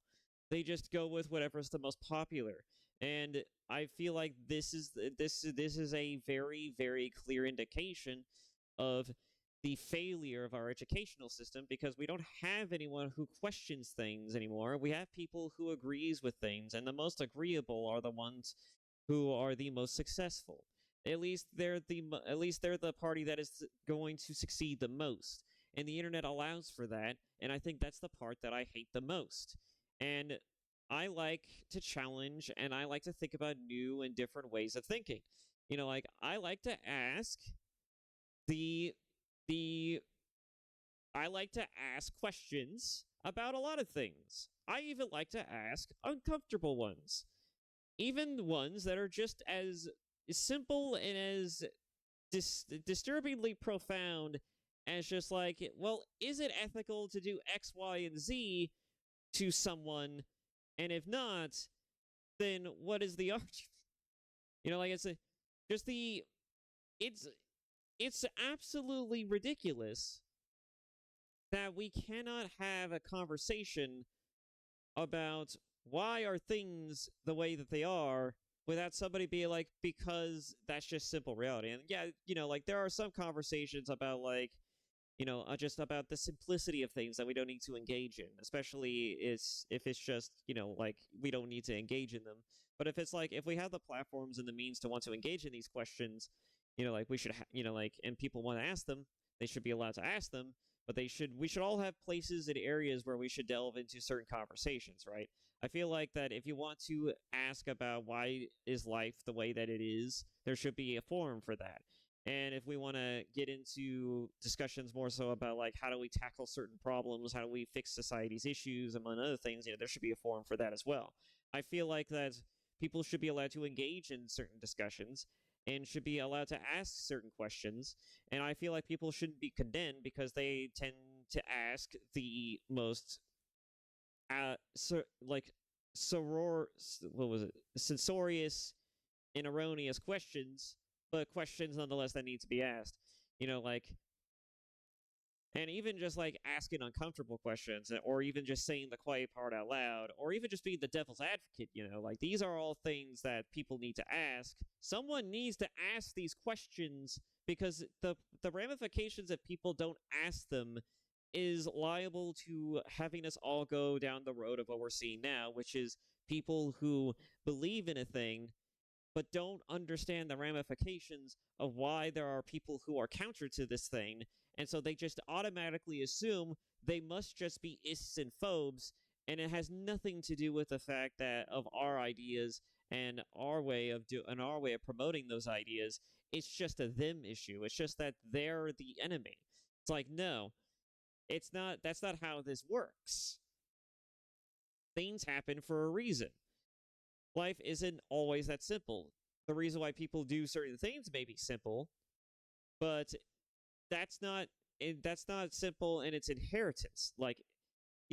How we're all programmed is much more complicated than the question of why'd you do this thing? Oh, because I like doing this thing. Okay, that's simple enough. But why do you like to do this thing? There is the question. There is the deeper sort of methodical question is, why do we like doing certain things? Why are some people the way that they are? Why are some people hardwired to do and want to do specific things, and why do they like these things? It could be something brought up in their childhood. It could be a few other things. And there's a lot of problems with human beings, and there's some human beings with prerequisite problems that require this level of understanding and attention. That, granted, I don't think anybody wants to be on the other end of having to really investigate, but people who will actually bother to do this will actually find maybe potentially some results. We're not going to understand the question of why people are, say, for example, attracted to certain things if there aren't people willing to actually research and understand why people are attracted to certain things. I don't understand. Here's a plain Jane example. I don't understand why furries exist. Can we get someone to research why furries exist? Why do people like to dress up in fursuits? Why yiffing is a thing? Can we get someone to do that? No. Well, then why? Because it's weird? Well, no shit, it's weird. That's why I want to know. Just the simple act of asking a question these days is it's almost heretical. It's like we're already living in the 40K universe where questioning anything and questioning the higher ups and questioning the people who make the rules is somehow heretical. No, we don't live in that kind of universe. We live in a normal society where we can ask simple questions, and even some rather difficult questions, but they need to be asked, because if we don't ask them, then we're going to become fucking ridiculous about how we approach these issues. We're not going to understand why people think and believe and do things in the ways that they do, or even how to fix the things that make them do these things, if we don't approach it from a lens of how do we understand it, and where do we reach the point to where people can actually get out of and maybe potentially grow out of these type of issues. Kind of like an allergy only, like it's like some allergy. Well, actually, maybe the allergy example actually kind of works. Like allergies, you can either eventually your body learns to grow out of them, or they can get worse over time due to constant exposure, or they can build up an immunity or a sort of like a tolerance to it through the exposure method. And it's the same thing with ideas, and it's the same thing with concepts. Like why do people why do furries exist? Well, like can we break down the process of how we got from A to B? Why did this happen? And is there a way we can somehow reverse engineer this thing to where like we can get people to maybe not be interested in these things? I guess you could argue the same thing about gays, but I don't think gays necessarily want to fix their problem or really have a problem with that problem. So I don't see that as necessarily a problem to begin with. And unless they themselves see that as a problem, there really isn't something to be discussed here. That should just be a no-brainer. But, again, like, if, like, when you really sit down and you really get down to the meat and potatoes of, like, asking questions and trying to figure things out through logic and reasoning, you often find yourself in positions to where, like, you might find solutions or answers that, while untested, once they are tested, they might lead to some interesting results. I feel like that we could solve a lot of society's problems and issues if we tackle them from a lens of like how do we figure out a means and method to probably solve these particular issues. Like for example, if people don't like for example, people who suffer from an attraction of a certain particular leaning and variance that is problematic, how do we get them out of that? Is there a way to get them out of that? I'm sure some of you could probably think of some examples in the top of your head. The first and most immediate one that probably comes to your mind is probably the most obvious. But it's like, is there a way to fix that? Well, a lot of research says no. And a lot of people who lean in like very problematic spectrums of attraction will also tell you no. There's no way of fixing that. And it's why they have to be constantly watched on a daily basis and why they often are segregated from the rest of society. But you get the point. If there was a way to fix this issue, we wouldn't have to discuss about why this issue even exists.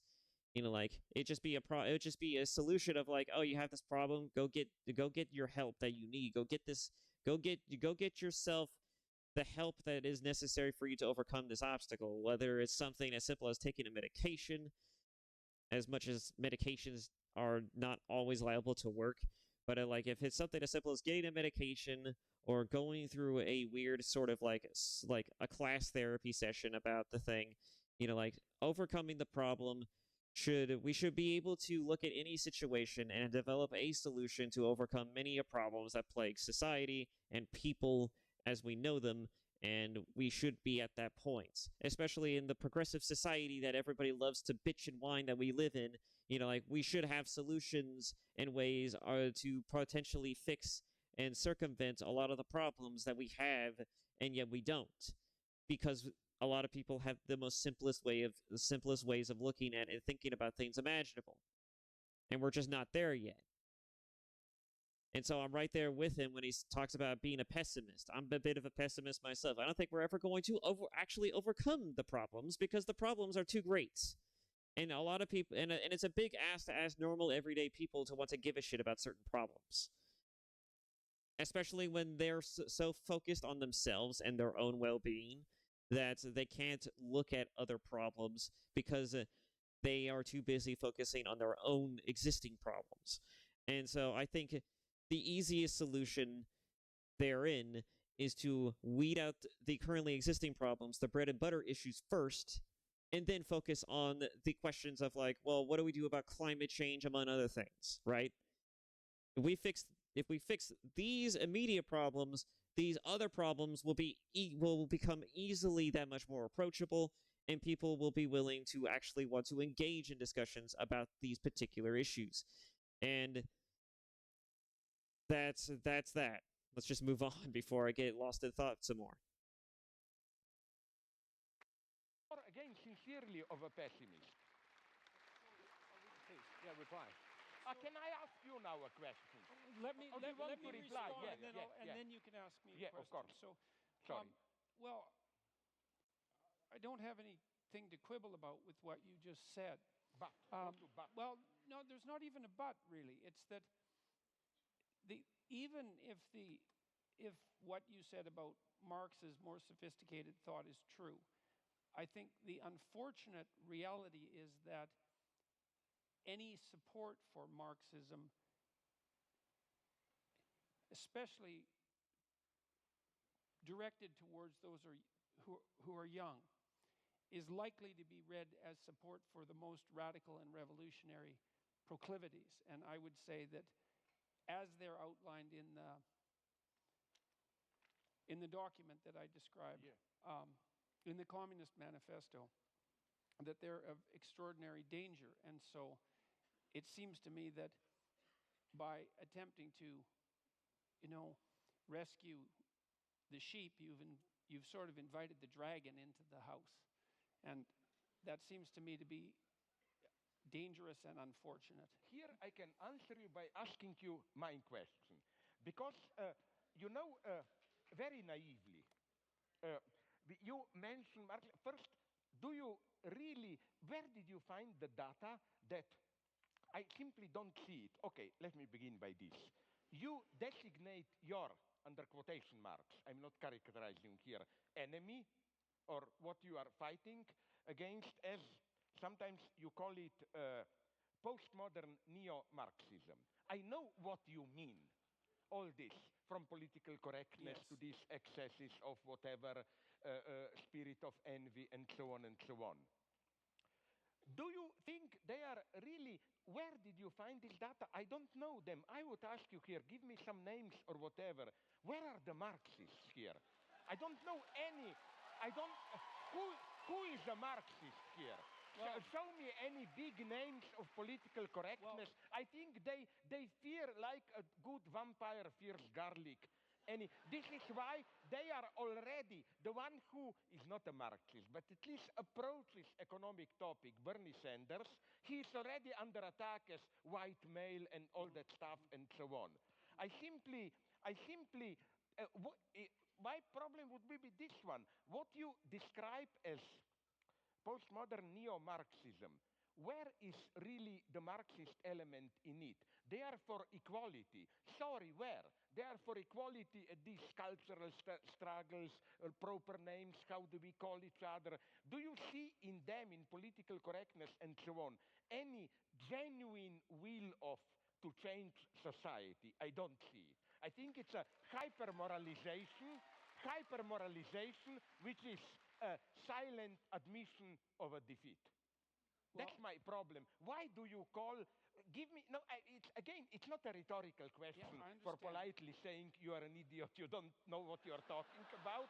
It's simply, I would like to know, because you, and I like this often, when you attack somebody, you said aggressively, and what should? Read more, tell me, whom. So I'm asking you now, not read more, I don't advise you, but who are? Give me some names and so on, and who are these postmodern, egalitarian, neo-Marxist, and where do you see any kind even of Marxism? I see in it mostly an impotent, an utterly impotent moralization. I think that's the struggle right there and then. I think he tackled that question on its just by the nature of asking the question. Like where is the Marxism in this argument? The problem with this argument is that there probably isn't one, right? Someone probably just coined the term Marxism and pointed the term neo-Marxism at the politically disgusted left, the most disturbed, depraved, left, and that just became the coined term. Like it doesn't have to make sense. It just has to be defining enough of a reason and like an attributable name for the problem, right? Like it's everything exists by titles and coin terms, and when it comes to the arguments of like why do people hate the left? Oh, it's because they're all egalitarian Marxists. It's like, well, that's an argument certainly, but it's an idea certainly to coin for them, but it's not, is that really the truth? And I think he's basically asking the question: Are they really Marxists? Are they? Are they really? I think the answer is obviously probably from his perspective, obviously not. But to a lot of people, and I think the fact that Jordan Peterson uses these terms to highlight the point, like I think he's also equally as right to make the to use it in the use of the terms of them, right?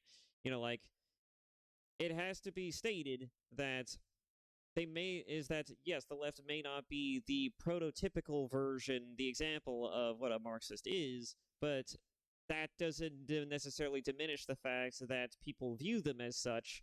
And so, what we should really be asking as well, along with this question, is why is it necessary to call them this? Is there no other term we can use to rationalize to rationalize the moral degradation and ethical and maybe it's actually I'm probably saying this backwards. Let's go the moral superiority and the ethical degradation of the political left. And I think the answer to that question is more complex, but he does raise an interesting point because again, we're throwing in terms and buzzwords. There's not a whole lot to be gained throwing in terms of buzzwords, but it does help make the point more recognizable for people. It helps to more so align the points and the ideas being presented. And I think that what we should be asking is, how do we separate the notions and the ideas from the reality? And I don't know a whole lot about Marxism to really be able to lecture the identity and the utilization of which Marxism is born and how it's utilized, but I can definitely say is that, rationally speaking, if you're going to call someone something, you should at least know what it is that you're actually saying before you say it, right? Like everybody, for example, knows what a Nazi is, and everybody probably knows an idea of what a neo-Nazi looks like, but not everyone. But for some bizarre reason, the left pretends, or at least acts like, everyone who doesn't agree with them is somehow a Nazi. And so it raises the question of, what is a Nazi to these people? Is a Nazi to these people a literal Nazi, or is a Nazi to these people just like it's just a small way of saying a grammar Nazi? And what are they actually trying to say by coining the term Nazi? And by co-opting the term and applying it to people. I don't know what they're trying to accomplish by that, other than just to make other people sound more nefarious and worse than they actually are. And in my opinion, that, it's just the term Nazi these days is just a disingenuous way of basically dismissing and how do I put this? Demonifying. How would I even say that? To essentially demonize. There we go. It's to demonize and to dismiss the person making the argument. But to them, who knows? Maybe there's a reason why they call them Nazis in the first place. Maybe the person who coined it believed them to be Nazis because they have a stringent belief and adherence to this belief not too dissimilar to the Third Reich and the Nazi regime, similar to what you find in history books about Germany, right? Maybe that's where the argument stemmed from, where it came from, but now it's became a term used reflexively by most people. And so I think the idea here is simple.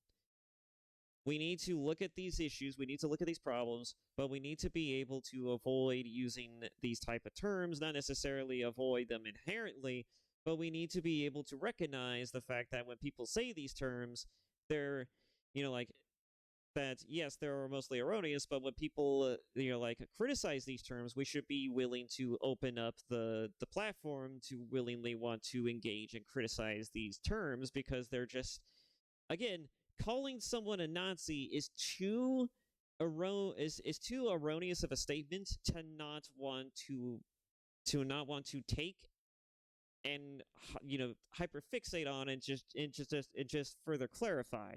It's too erroneous of a statement, because when people think of a Nazi, they think of Third Reich Nazi Germany. They don't think, oh, you're just an asshole, which is why they use these terms. It's because, oh, you're just an asshole for asking the question. It's just like, no shit, I'm an asshole for asking the question. I'm asking the question because you clearly don't have any answers and you don't know what you're talking about, right?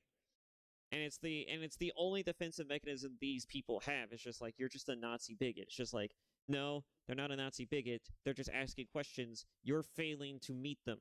You're failing to meet the answer to the question. And that is the problem with a lot of the debates online. And it's why I hate social media, is because it's a proverbial soup, a primordial soup of dumbasses and dumb ideas and ill thought out concepts and conceptualizations of stupid shit that people come up with. Wouldn't it be great if the world worked in the way that I envisioned it? Oh, yeah, it would. And everybody else thinks it should be like this. The fact that you don't is questionable. That's where we're at right now with social media. And that's the part that I am disgusted with about social media. If people want to go to Blue Sky, good for them. Go to Blue Sky. I don't give a shit. I really do not give a shit if these people want to retreat from Twitter and go, or X, and just go straight to Blue Sky. I don't care. If you guys want to regurgitate and smell your own farts at the comfort of your own platforms, be my guest. I think what happened to what was it, Tumblr, and where the art and how the Tumblr artist ended, and where the Tumblr artist ended up going, was a true travesty that I don't think anyone could have possibly could have thought would have happened to Twitter as a result of that mistake.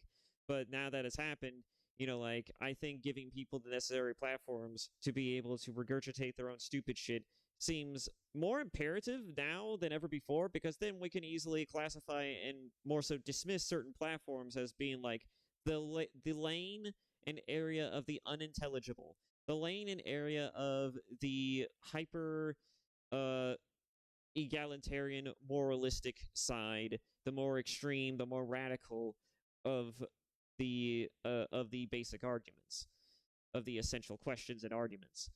And I think if people were more willing to put themselves in categories as much as they like to put people in those categories, we would probably not have nearly the same level of issues that we do now. And it's great that we're starting to develop more so of an ecosystem of platforms that allow for this sort of thing. Now, do I think that these intellectual stages of thoughts and conversations are going to die? Well, certainly. But do I think that we can't have platforms where we can engage in these conversations and allow them to take place in the first place? No. I think that it's going to take the willingness of those people to want to break out of their comfort zones, to want to engage in these conversations, that is going to be the most paradoxically important. But, again, it's about asking the question, and there's always going to be people who are going to ask questions, even in the movements from where they don't allow for people to ask these questions. And so it's just a matter of time before someone breaks out of their comfort zone. It's just like, but are people actually isophobes? Do people actually think in this way? And once people start thinking like that, they're going to start to realize, no, they're just I just said it. They're demonizing and demoralizing and dismissing people's concerns for no other reason other than just to satiate their own floundering fish-like ego. And that's honestly where we're at, in my opinion. I could also be wrong. Moving on. Any kind even of Marxism. I see in it mostly an impotent and utterly impotent moralization. Please, I'm so sorry that I was too long. No, that's no long, problem. please. Well, I mean, organization like Jonathan Haidt's, what's it called? Heterodox Academy, and other organizations like that have documented an absolute dearth of conservative voices in the social sciences and the humanities, and about 25%, according to what I think are reliable surveys, approximately 25% of social scientists in the US identify themselves as Marxists. And so there's that. But where are the Well, results? okay, but Can you name me let's go one? to I know a couple of Marxists, for example, who does very solid economic work. Although Yeah. I don't totally. David Harvey, one, but he writes very serious books of economic analysis and so on and so on. Then there is the old guy who is far from simplification, Frederick Jameson, and so on, but they are totally marginalized today. In this politically correct mainstream, I don't see. Well, yeah, your question seemed to me to focus more on the the peculiar relationship that I've noticed and that people have disputed between postmodernism and neo-Marxism. And I see the connection between the postmodernist types and the Marxists as a sleight of hand that replaced the notion of the oppression of the proletariat by the bourgeoisie as the oppression by one identity group by another. Totally agree with you. Okay, so so now look, we could But have. that's precisely a non-Marxist gesture par excellence. Well, I guess that's where we might have a dispute, because I think what happened, especially in France in the 1960s, is as the radical Marxist postmodern types like Derrida and Foucault realized that they were losing the moral battle, especially after the information came out of the Soviet Union in the manner that it came out, that the whole, and so on. yeah, that the whole bloody Stalinist, the whole Stalinist catastrophe, along with the entire Maoist catastrophe, that they didn't really have a leg to stand on. And instead of revising their notion that human history, and this is a Marxist notion, should be regarded as the eternal class struggle between the economically deprived and the oppressors, they just recast it and said, well, it's not based on economics, it's based on identity, but it's still fundamentally oppressor against oppressed. And to me, that meant that they smuggled the fundamental narrative of Marxism and many of its goals back into the argument without ever admitting that they did so. Now, I've been critical. So, wait, is Jordan saying basically that they just co-opted the idea of Marxism and retwisted it to apply to social political Marxism? Is that what he's saying? Because that's a definite reality that we're experiencing right now, is that the oppressors are now the protected classes of are you black and are you white. It's the simple question of what is your color, what's your skin pigmentation, are you melanated or non-melanated, and if the answer is you are non-melanated, well, then you're not deserving of the things that you have, and you likely, anything that you do have is probably been given to you, handed to you on a silver platter, because you're more likely to have came from a family from good stock and likely is way better off and is more likely to get better positions than some others, right? It also leads to these really ass backwards, half-assed sort of like almost compliments and also like backhands, like saying that Asian people are just like they're just white adjacents, and that's a very weird way to say that someone also is just as privileged as somebody else. And also also the fundamental problem with the postmodern sort of like liberals today, is that they view things based off of social, like they base off of everything off of social equity and standing, and so everything becomes, just like it is in China, it becomes like, like a social credit score. Like your privilege determines the amount of social credit you get. And if you're a white, straight male, a cis male, then you have the lowest credit score imaginable. Whereas if you're, say, like black or even Asian, you're likely going to have a modicum level of social credit score that is elevated above some others, because the ones who are the oppressors are much more sycophantic in their beliefs and are by far have they at least until recently, they had the biggest platform of which to be able to promote and boast about their virtues. And now that things are kind of swinging in back down to center, and maybe we'll go past center because the pendulum is swinging back just ever so slightly, but it's a slow process. And once it swings all the way, and it finally starts to lose its inertia, I'm hoping that we're not going to swing so far to the right that everything becomes another sycophantic obsession over stupid shit, right? That's the hope, anyways. Everything just returns to center, but that's not that's not gonna. We're not gonna see the true ramifications of that for at least another good 5 to 10 years or so. Maybe not even until maybe like another year will we see another benchmark being pressed in this regard. But it's like, well, again, we're going back to the argument of like, well, what is the point? What is the question being asked here? And the question that I think that we're now touching upon, which was something that I was commenting on earlier, which is that, like, Marxists are being co-opted into this movement, and so what Jordan Peterson is implying from the sounds of this argument is that they are using Marxist terms and Marxist way of looking at things and thinking as a means to sort of like rationalize the situations that they're seeing, and so they're applying a Marxist hierarchical structure or political way of looking at things to the socio-political issues that we're seeing right now. And so, we're now switching from economic conversations to now the socio-political conversation, and we're applying Marxism on that front. And so now everything's becoming more of a, like, the oppressors are now the people who scream the loudest and are the most disenfranchised and therefore deserve the most pity and can't really be argued with as a result of that, at least not as easily or as readily as as being able to do so, because, it's not exactly fair to punch down at your neighbor or someone below you. Even for me, I can't just badmouth my commenters, even if they say some pretty stupid shit. If they say some stupid shit, because again, that'd be punching down. Like, people have more power than you might give them credit, than you might give yourself credit for, even.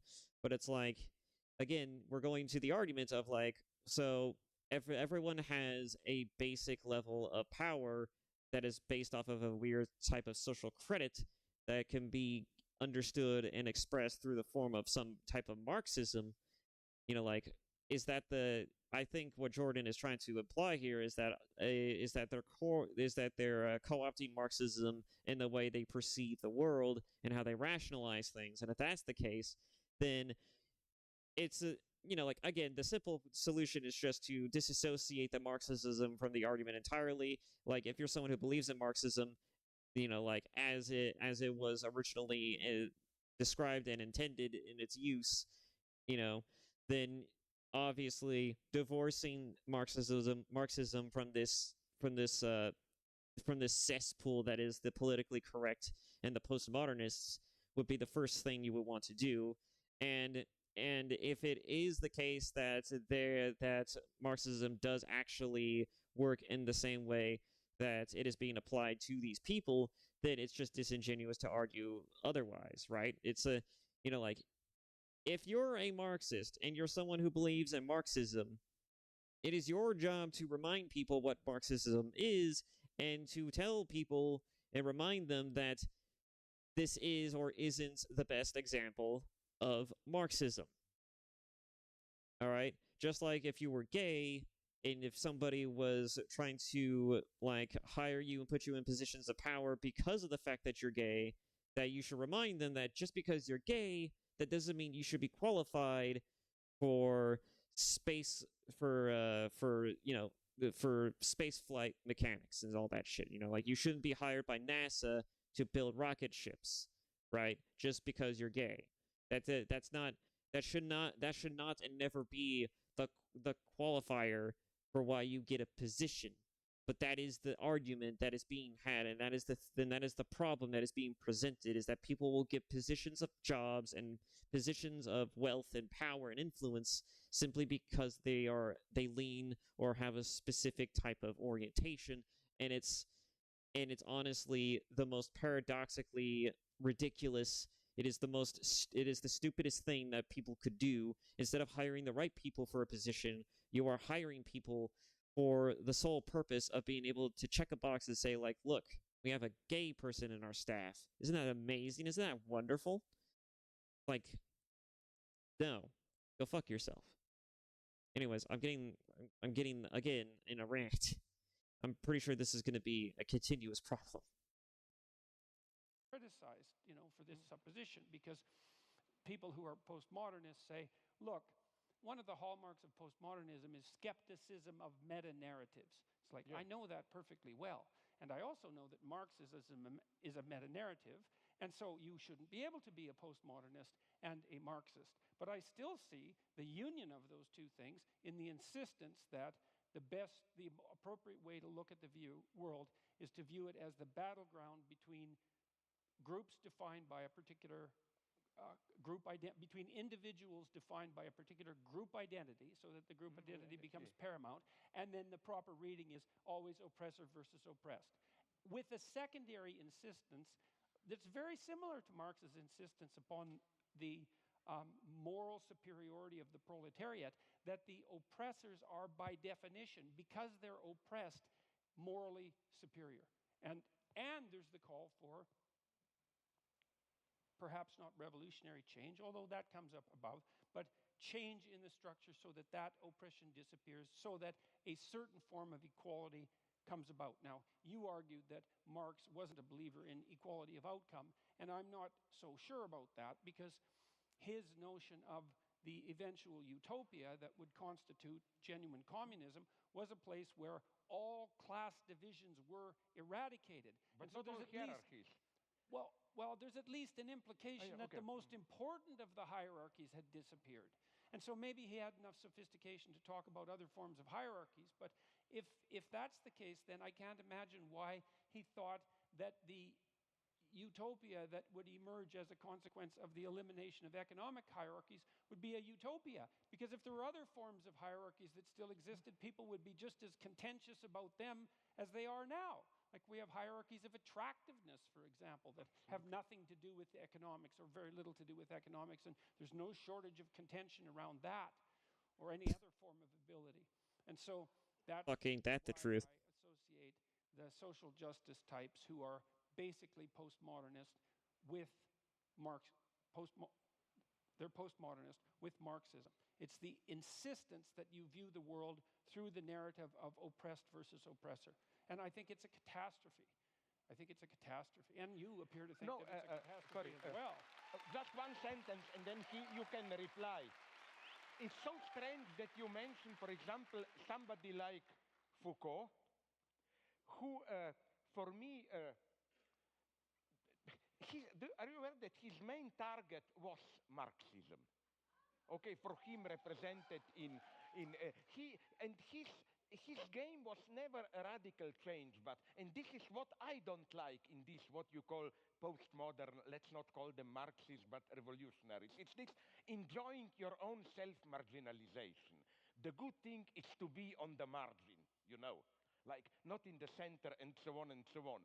It almost made me nostalgic for old communists who at least had the honesty to say, no, we don't enjoy our marginal position. We want to do something central power. I find so disgusting. It's no wonder you don't get invited to lots of places. Yeah. No, Foucault for me embodies this logic of revolution, and by revolution he meant any social change, serious, that small resistances and so on, small marginal places of resistance and so on and so on. So, okay, but let's maybe drop it here if you want, but since you are replying my question, you should have the last word here. No, I'll stop with that. Let's move to the next. We'll get back to these topics, no doubt, as we move forward with the question. So I'm happy to let that particular issue stop. Did you already do your Stalinist manipulation and censor the questions and how? Because this program that he described to us through some screens, questions, and so on, I think it puts him to the one who decides which questions are, as Stalinists would have put in, are the real voice of the people and so on. Well, now we're getting to some real meta narratives here.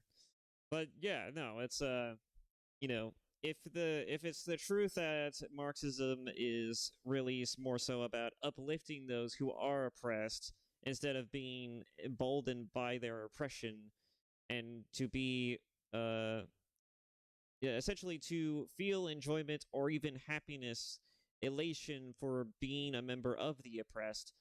Like if it's something not to be overcome but to be celebrated, it ceases to become Marxism. Is at least the idea that he's inferring, and in which case it's really more so of two things, right? It's a more so an emboldening of communism and Marxism. It's co-opting both to create this hybrid form of belief that the liberals have co-opted for themselves, the liberal left, and it's the postmodern left, and it's the idea that people are of inherent value based off of ethnicity and morals rather than, like qualifiers such as like what are your skills, talents, among other things, right? Are you deserving and are of earning these prospective positions you find yourself in? And if the answer is no, well then you shouldn't be there. And if the answer is yes, then you should continue to be there.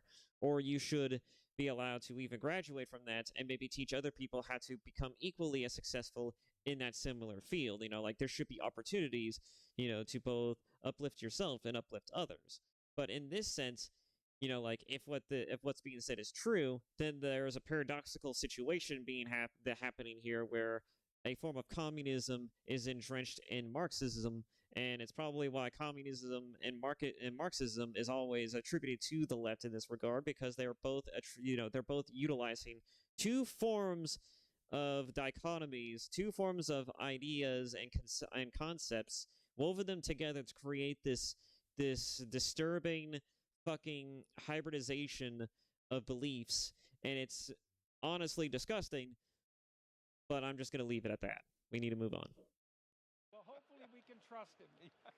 Let's move on from that. At heart this evening, we're talking about happiness. At least that's the frame of the debate that we have tonight. And you've both been, in your work and also tonight, very critical of happiness as mere hedonism, pleasure-seeking, or even simply as a feeling. What does true or deeper human happiness consist of, and how is it attained? That's a question I think you all need to ask yourselves as well, whoever happens to be watching this.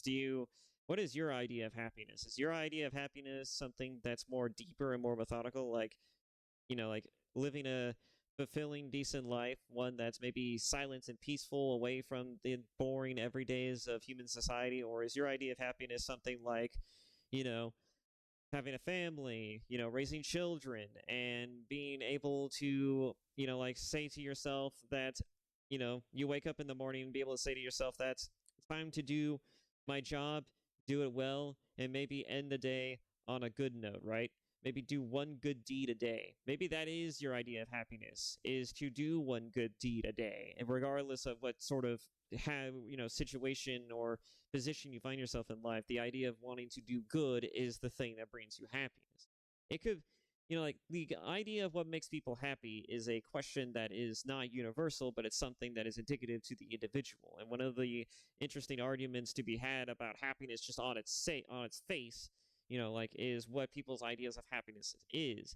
And I think that, like before they get into this, like asking ourselves what is the idea of happiness for us is honestly the most important question, because your idea of happiness is not other people's idea of happiness, and we should all understand where our commonality is in regards to what would make us happy, what could we do to help each other get to that point of happiness for ourselves. And once we achieve that, what could we possibly do now that could either make us more, well, paradoxically more happy, or we could just, to recognize maybe that's not necessarily necessary, and we could just go and move on to focusing on other things. Like if we're good, if everything's fine, and we don't have to think about any pressing matters at the moment, what could we be doing right now that could help not just ourselves, but other people? Like who don't have anything to be happy about. Like these are the questions. And I feel like there's a lot of people today, especially people at the top with actual power and ability to do things that don't think about these things too often, and when they do, they think about it in the most traditional sense. I'll just donate to an organization. I'll throw money at a relief program for people who have been displaced, like say due to the California fires, or I'll do literally anything else, right? I'll solve the starving African children hunger by throwing money at the solution. Everything that people in positions of power do is always just put money into something. Just put something financially lucrative into a thing that's going to help that something. But that's not going to help anyone really, because then the people who are in those positions are going to possess that power, are going to possess that wealth, and are going to try everything they can to keep it. So that's not going to necessarily help people. So what do? Well, you have to go and do it yourself then. But no one really is in the position and has the time to really go out and do things themselves. Like if I had here's an example. If I was Bill Gates and I had all the money in the world and I wasn't doing anything in the particular moment, I would just go out myself and I would just maybe hire some experts and I would just tell them, fix this problem. And if you don't fix this problem, I'm going to find someone else who can. And you could just finance it wholesale, just right out of your pockets, and you could just fix the problem yourself. And they would have to fix the problem because you're the one financing it. And if you don't think the problem's being fixed, then you could just take away their individual power. You could just take away their ability to do the thing that they set out to do. That's giving them the financial stability and the means to be able to do these things, as well as be able to support their own form of sort of living. And you could just say, fuck them. And so if the people in positions of power were at least more thoughtful about how they approach trying to solve particular issues without just throwing money at the issue, they probably would find that that they would have a much greater chance at actually solving a problem than if they were to just throw money at it. And that's the part that always baffles my mind. Is like, you could donate money to all of these fucking institutions that are in programs that are supposed to help people, but in the end, the problem will never get fixed because the people who are supposed to fix the problem rely on donations to be able to, feed themselves and also continuously maintain their own existences. And if the problem were to suddenly go away, for example, well, then what will they do with themselves by that point? Well, they would have to think about what else they could be doing, and that's not something that, unless you actually, want to do something else, you would be more inclined to do. And like if it's already easier to just do this particular thing, like you're not going to be inclined to want to get out of it either.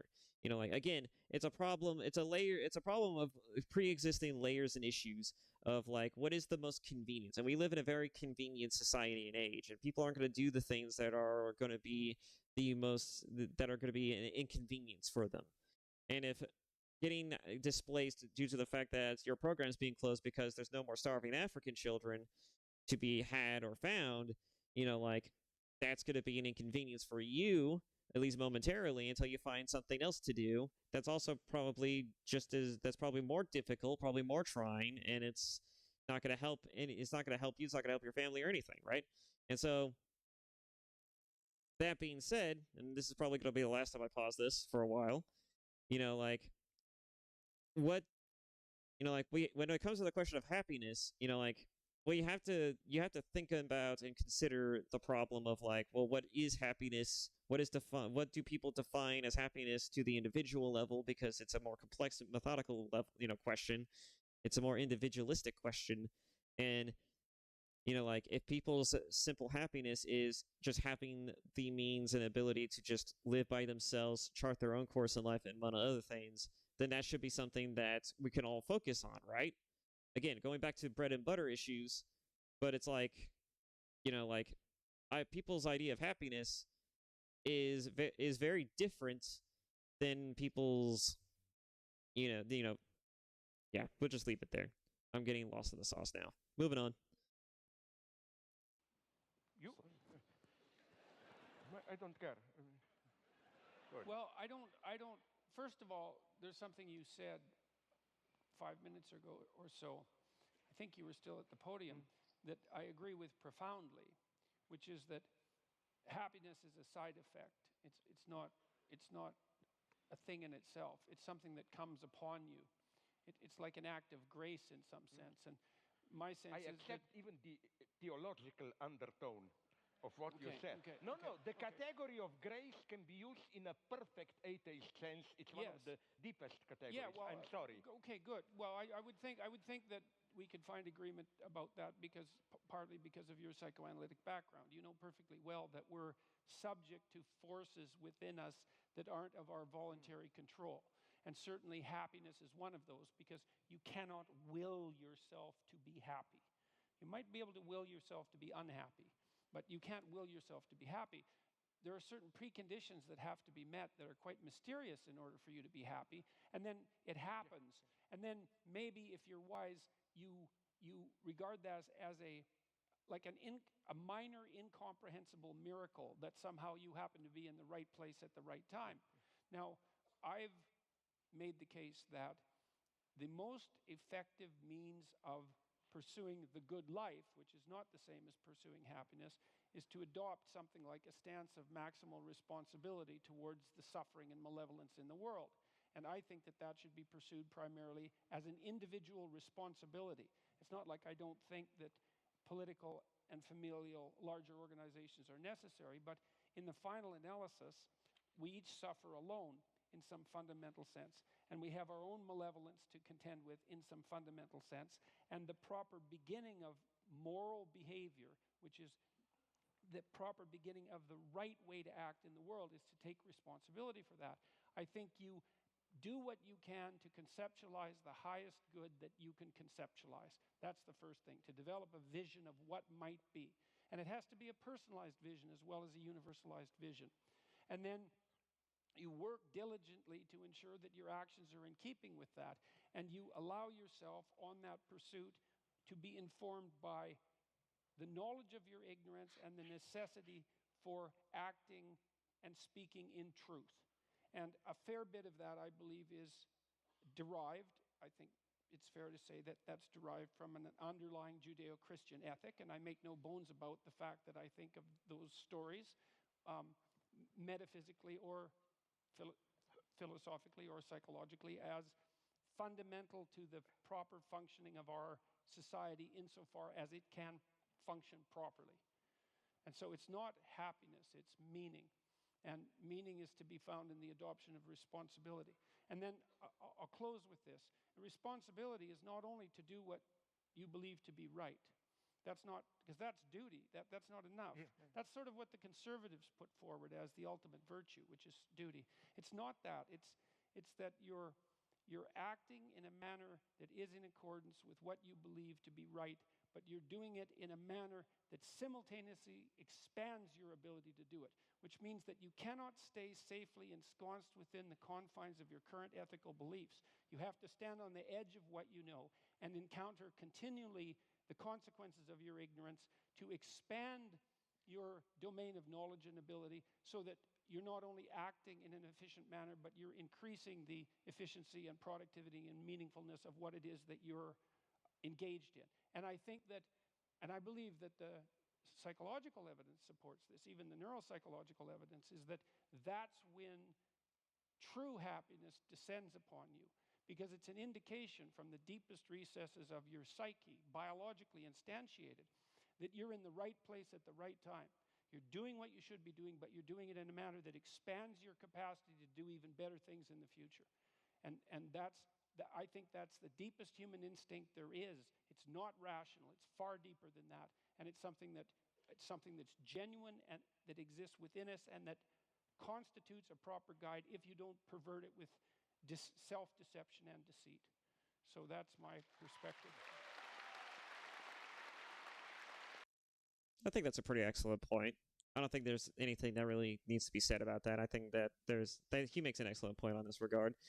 And I do think that it's going to take like some true, it's going to take putting people in a position to where like they're not only like in a place where they can comfortably challenge certain things, but be able to expand upon them in a way to where they don't feel like they are necessarily like feeling like they have to struggle just to make ends meet. Like the only way we get to a point to where like we're able to think about and even like tackle certain issues as well as continuously promotes our own ideas and beliefs of what we need to do in order to make life better, not just for us but for people around us and for other and for our communities. Like these are we have to first focus on ourselves. And again, if people in charge would focus on other the problems of their communities, the individual, they wouldn't have we wouldn't have the problems that we have today.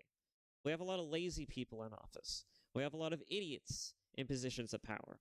And we're going to continue to have more idiots in a position of power if we continue to elect people just based off of the fact that they just have arbitrary conditions that frankly have no bearing or manner in what it is they're applying for. It's not important. What's important is fixing problems, all right? And we need people who are willing to not only tackle those problems, but are willing to look at those problems inherently and see what the underlying issue is. And regardless of whether or not you have a belief in something or you believe that life is, like all, like philosophically is wrapped under a particular type of way of mental thinking and whatever the hell, like whether you believe in God or whatnot, like at the end of the day, we have a problem, and that problem needs solving. And if you're not willing to look at the problem innately and see what the underlying issue is, we're fucked. We're just inherently and innately and utterly completely fucked.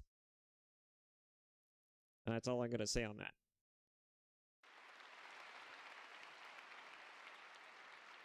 Bravo. Yeah, okay. I'll try, if you are stupid enough to believe me, to be brief. First, I He's not the only one. like very much what you began with, this uh, uh, grace, or whatever we call it, moment of happiness. And I would like to, would you agree that the same goes for love, I think? We have in Beauty English, too. and they have it in French. I don't know if in other language they have it. They use the verb to fall in love, which means it's in this sense, in some sense, a fall. You are surprised, you are shocked. Authentic love, I think, is something very traumatic, even in this sense. I always like to use this example. Let's say you live a stupidly happy life. Maybe one night stand here and there, you drink with friends, then you fall in love passionately. This is, in some sense, a catastrophe for your life. All the balance is lost and Yes, so on. yes, You yes, know. yes. That would be an inconvenience for someone who lives life, vicariously through the circumstances of his looks and financial standing in that regard. But yeah, that would be a catastrophe for someone who's been enjoying life up to that point to suddenly fall head over heels for someone and then find themselves absolutely beside themselves over shit. I feel this way about somebody. Damn it. That's the last thing I need. Just the thought of that is just hilarious, but he's not wrong. uh, That's why Cupid has arrows. Sorry? Yeah, yeah, Right. yeah, yeah. Uh, Absolutely. So, where I first, second, surprisingly maybe for you, I agree with your point about Judeo-Christian legacy, for which I am very much attacked. Oh, Eurocentrist, and so on and so on. You know, I wonder if you would agree with it. I will try to condense it very much.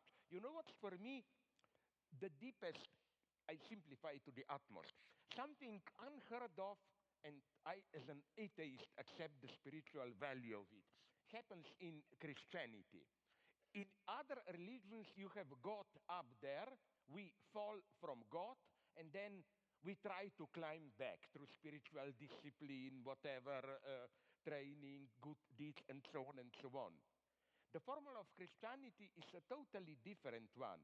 As we philosophers would have put it, uh, you don't climb to God. God, you are free in a Christian sense when you discover that the distance that separates you from God is inscribed into God himself. That's why I agree with those intelligent theologists, like my favorite, Gilbert Keith Chesterton, who said that the cross, the crucifixion, is something absolutely unique because in that moment of Eli, Eli, lama God, Father, why have you abandoned me?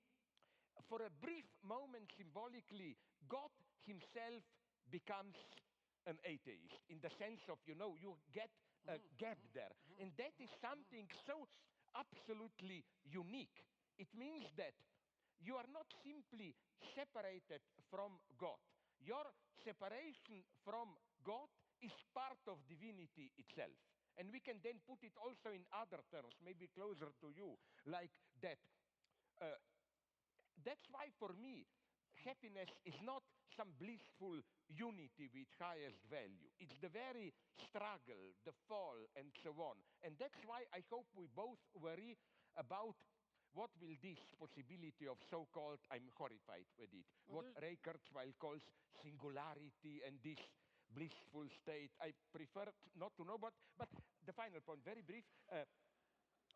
What I only don't quite get, why do you put so much access to this? We have to begin with personal change. I mean, this is also the second or which one, I don't remember, forgive me, of your slogans in your book.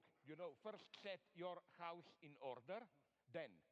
But I have an extremely common sense, naive question here.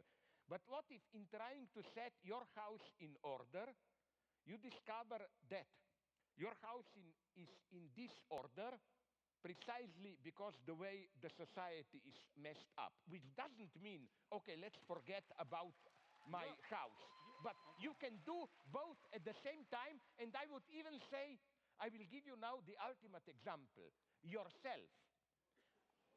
Isn't it that you are so socially active because you realize that it's not enough to tell to your patients, set your house in order.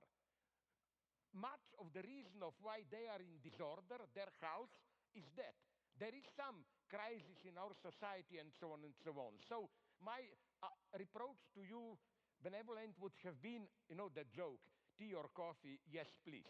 Like individual or social, yes, please, because this is obvious in extreme situation. Like, I hope we agree to say to somebody in North Korea, set your house in order, no? Haha, I mean. But I think in some deeper sense, it goes also for our societies. I'm just repeating what you are telling. You see some kind of a social crisis, and I don't see clearly why insist so much on this choice. Because, sorry, just to finish, I will give you an example that I think perfectly does it. How do we usually deal with ecology? By this false personalization, They tell you, what did you do? Did you put all the Coke cans on the side? Did you recycle all paper and so? Yes, we should do this. But, in a way, this is also a very easy way to discharge yourself. You say, okay, I do the recycling, so up. I did my duty, let's go on. So I would just say, why the choice there? Okay, so first of all, I have to point out that you have unfairly tasked me with 3 very difficult questions. And so I felt like that as well. That's life. As you said, life is a challenge, and so on. So I'm hoping that I have the mental wherewithal to keep them in track and answer them in order, but you can help me if I stray. I was very interested in your comments about Christ's atheism on the cross, that final moment of atheism. That's something I'd never thought about in that way. Chesterton did. Yeah. Chesterton orthodoxy. A short book, excellent. No, it's a very interesting thought, because it's an unbelievably merciful idea in some sense, that the burden of life is so unbearable. And you see in the Christian passion, of course, torture, unfair judgment by society, betrayal by friends, and then a low death. And so that's kind of that's about as bad as it gets, right? Which is why it's an archetypal story, right? It's about as bad as it gets. And the story that you describe points out that it's so bad that even God himself might despair about the essential quality of being. Yeah. Right. So that is merciful in some sense, because it does say that there is something that's built into the fabric of existence that tests us so severely in our faith about being itself that even God himself falls prey to the temptation to doubt. And so that's okay. Now, this is where things get very complicated, because I want to use that in part to answer the other questions that you answered.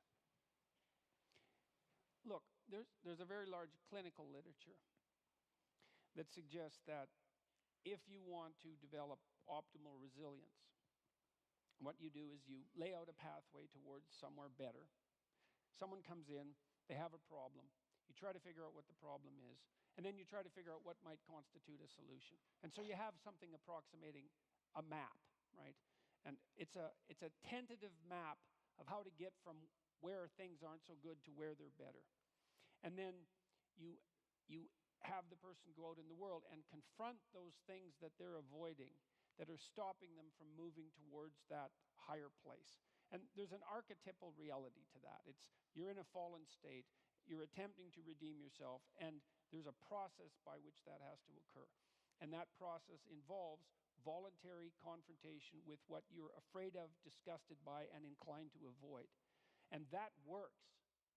Every psychological school agrees upon that, is that exposure therapy, the psychoanalysts expose you to the tragedies of your past, and redeem you in that manner. And the behaviorists expose you to the terrors of the present and redeem you in that manner. But there's a broad agreement across psychological schools that that works. And my sense is that we're called upon as individuals precisely to do that in our life, is that we are faced by this unbearable reality that you made reference to when you talked about the situation on the cross, is that life itself is fundamentally, and this is a pessimism that we might share, is fundamentally suffering and malevolence. But, and this is I think where we differ, I believe that the evidence suggests that the light that you discover in your life is proportionate to the amount of the darkness that you're willing to forthrightly confront, and that there's no necessary upper limit to that. So I think that the good that people are capable of is actually, it's a higher good than the evil that people are capable of. And believe me, I do not say that lightly, given what I know about the evil that people are capable of. And I think that, I believe that the central psychological message of the biblical corpus, fundamentally, is that. That's why it culminates in some sense. When he said that, the first thing that came to my mind was like, so what you're saying then, Jordan, is that life for Batman is like playing life on extreme difficulty. It's like playing on impossible mode. It's like creating your own difficulty, making it an arduous task, an impossibility to overcome, and it's basically something along the line, and it's basically Batman must die mode, not Dante must die mode. It's Batman must die mode for people who want to be like Batman, for Batman himself, and for those who try to emulate Batman. He is basically like the greatest arbiter of trying and pushing past physical limits. I mean, that's I don't think there's a better personification of that than fucking Batman. With the idea that it's necessary to adopt, it's necessary to confront the devil and to accept your, what would you say, the unjustness of your tortured mortality. If you can do that, it's a challenge, as you just pointed out, that's sufficient to challenge even God himself, that you have the best chance of transcending it and living the kind of life that will set your house in order and everyone's house in order at the same time. And so I think that's even true in states like North Korea. And I'm not asking people to foolishly immolate themselves for pointless reasons. When I'm working with people who are clinically and they have a terrible oppressor who's their boss at work, I don't suggest that they march in and tell them exactly what they think of them and end up on the street.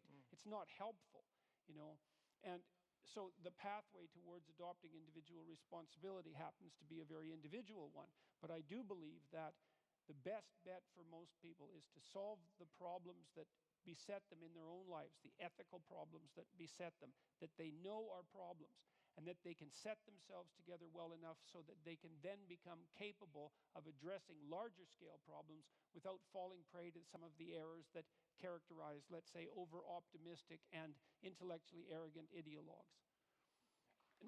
I'll close, but very briefly. Let me close with one thing. One of my favorite quotes from Carl Jung, it's actually a quote that I used at the beginning of my first book, which was called Maps of Meaning, was that if you take a personal problem seriously enough, you will simultaneously solve a social problem. And this bears on your point, because it's not like your small family, even the relationship between you and your wife, is immune in some sense to the broader social problems around you. And so let's say right now there's tremendous tension between men and women in the West, and that's certainly the case given the divorce rate. Let's say that would be some evidence. And the later and later ages that people are waiting to become enter into permanent relationships. There's a real tension there. And then if you do establish a relationship with a woman or a partner, but we'll say a woman in this particular case, you are instantly faced with all of the sociological problems in a microcosm in that relationship. And then if you work those damn problems out, if you can work them out within your relationship, then you can get some insight. It's not complete insight, but you can get some partial insight into what the problem actually is and get the diagnosis right, and you've moved some small measure forward in addressing what might constitute the broader social concern. And what's even better, you're punished for your own goddamn mistakes. And that's another thing I like about the idea of working locally, is that, if I do broad-scale social experiments and they fail, it's like, well, tough luck for the people for whom they failed. But if I'm experimenting on myself within the confines of my own relationship and I make a mistake, I'm going to feel the pain. And that's good, that's just, but it also gives me the possibility of learning. And so I believe that you do solve what you can about yourself first before you can set your family straight and before you should dare to try to set the world straight. Otherwise, you degenerate into this kind of, you already talked about it, this shallow moralizing, I've divided my goddamn Coke cans up and now I can spend more money on new packaging at the supermarket, which is exactly what the psychological research indicates that people do if they perform a casual moral action. They immediately justify committing a less moral action because they've put themselves in a higher moral place. And you might, if you were a real pessimist, you'd say, well, that's why they performed the action to begin with. I think that's often true. That's associated with that shallow moralizing.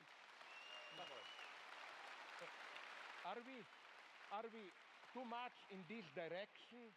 Or again, I will put in my Stalinist terms, would you go as far as to say, who needs the people? We talk for the people and we know better than the people. No, because I don't want to take too much of the time for the public, but you know what interests me? Would you then agree, because this is how Hegel reads the story of the fall, that fall really is felix culpa in the sense that for Hegel, before the fall, we are simply animals. It's through the fall that you perceive goodness as what will drag you out of the fall. So in this sense, fall is constitutive of the very, it's not you fall from goodness. You fall, and that's the dialectical paradox. Your fall retroactively creates what you fell from, as it were. And that's the tough lesson for cheap moralists to accept. But where I see, very briefly, maybe a counter question.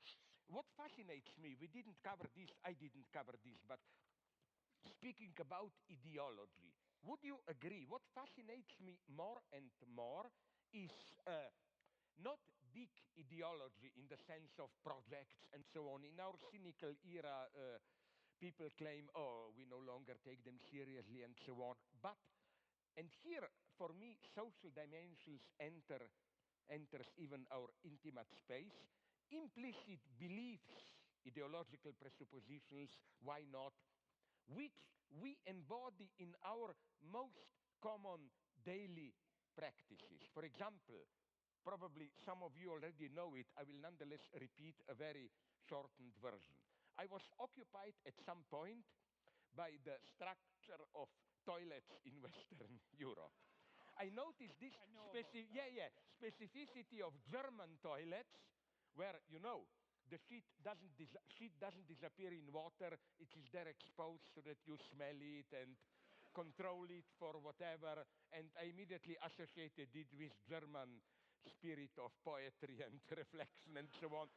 It's a bad joke. But what I'm saying is that in a sense, and I've spoken with some specialists, I was so intrigued by how do you construct toilets, and they admitted it. There is no direct utilitarian reason. It is as if, even in something as vulgar as going to the toilet, ideology in this deeper sense is there.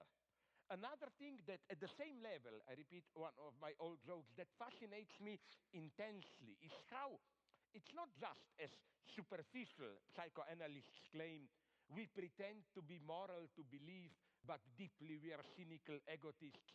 Quite often in today's times, we think that we are free, permissive, and so on, but secretly we are dominated by an entire pathological, or not even often pathological, structure of prohibitions and so on. So we may, and this is what interests me so much, precisely in today's time where, and this is how, would you agree, we would explain these simple facts which may appear weird, that how apparently they tell us we live in permissive times. Take your pleasure, enjoy it. But at the same time, there is probably, so some clinicians are telling me, more frigidity and impotence than ever. Yes. That the lesson of psychoanalysis, I hope we agree, is not this vulgar one. You cannot perform sexually. You go to a psychiatrist. He teaches you how to get rid of authority and so on. It's a much more complex situation. And this is what interests me immensely. All this set of implicit beliefs, how you don't even know, but you know, I will repeat the story that half of you know, and you, my favorite, that Niels Bohr anecdote. You know, he had a house outside Copenhagen, the quantum physics guy, and he had a horseshoe, a superstitious, above his door, yes. And then a friend asked him, but do you believe in it? Why do you have it there? And he said, of course not, I'm a scientist. Why then do you have it there? Because I was told it works.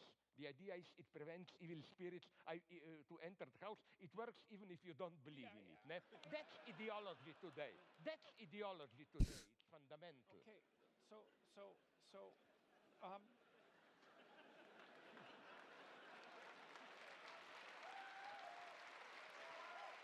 I want to solicit from you to tell a joke. Don't you see this? I think that people, I think that people are possessed by ideas that aren't theirs.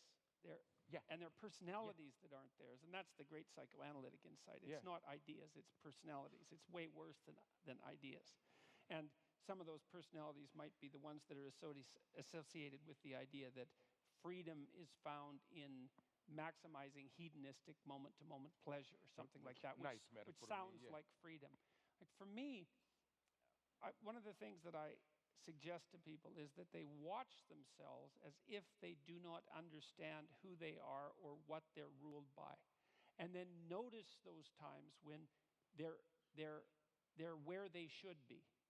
And that's back to our discussion about meaning rather than happiness. It's like you'll see there are times that in your life where you're somewhere or you've done something, and all of a sudden you're together. You're where you should be. Your conscience is not disturbing you. You're not proud of what you did, because pride is the wrong term, but you understand deeply that you've done something that you should have done. You might not understand why. You might not even understand what it is.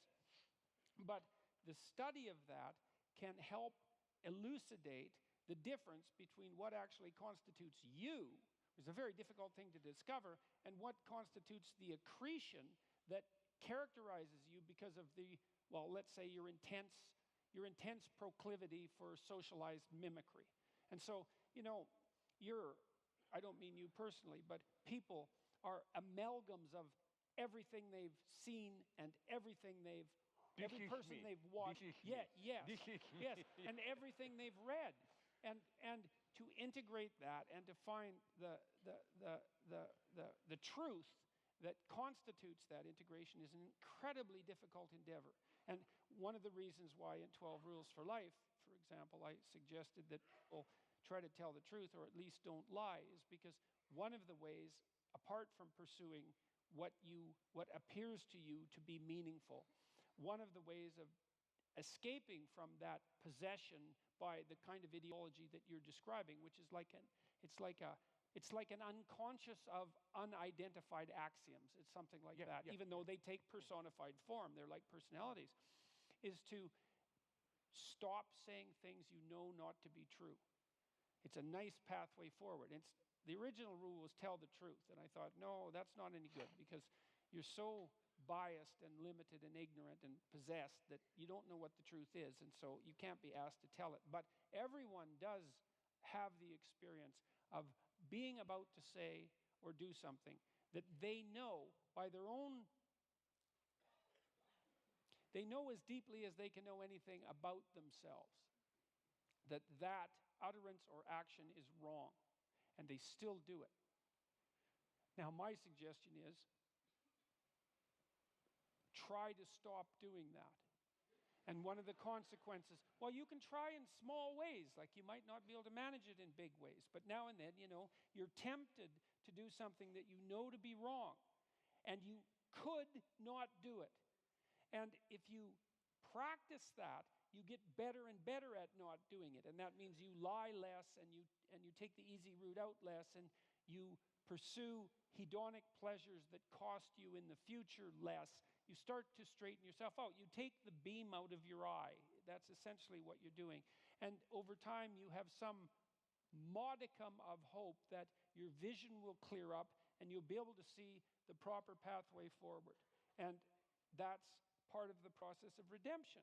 And it seems to me to be in your grasp. You're capable of doing that. You have a conscience. It does inform you from time to time correctly about the difference between good and evil, the consequence, the knowledge, the consequence of the fall that you described, which I think you described in very eloquent terms, and that you can slowly make your way back to the straight and narrow path that's characterized by maximal meaning, but also, see, this instinct of meaning is a sophisticated one.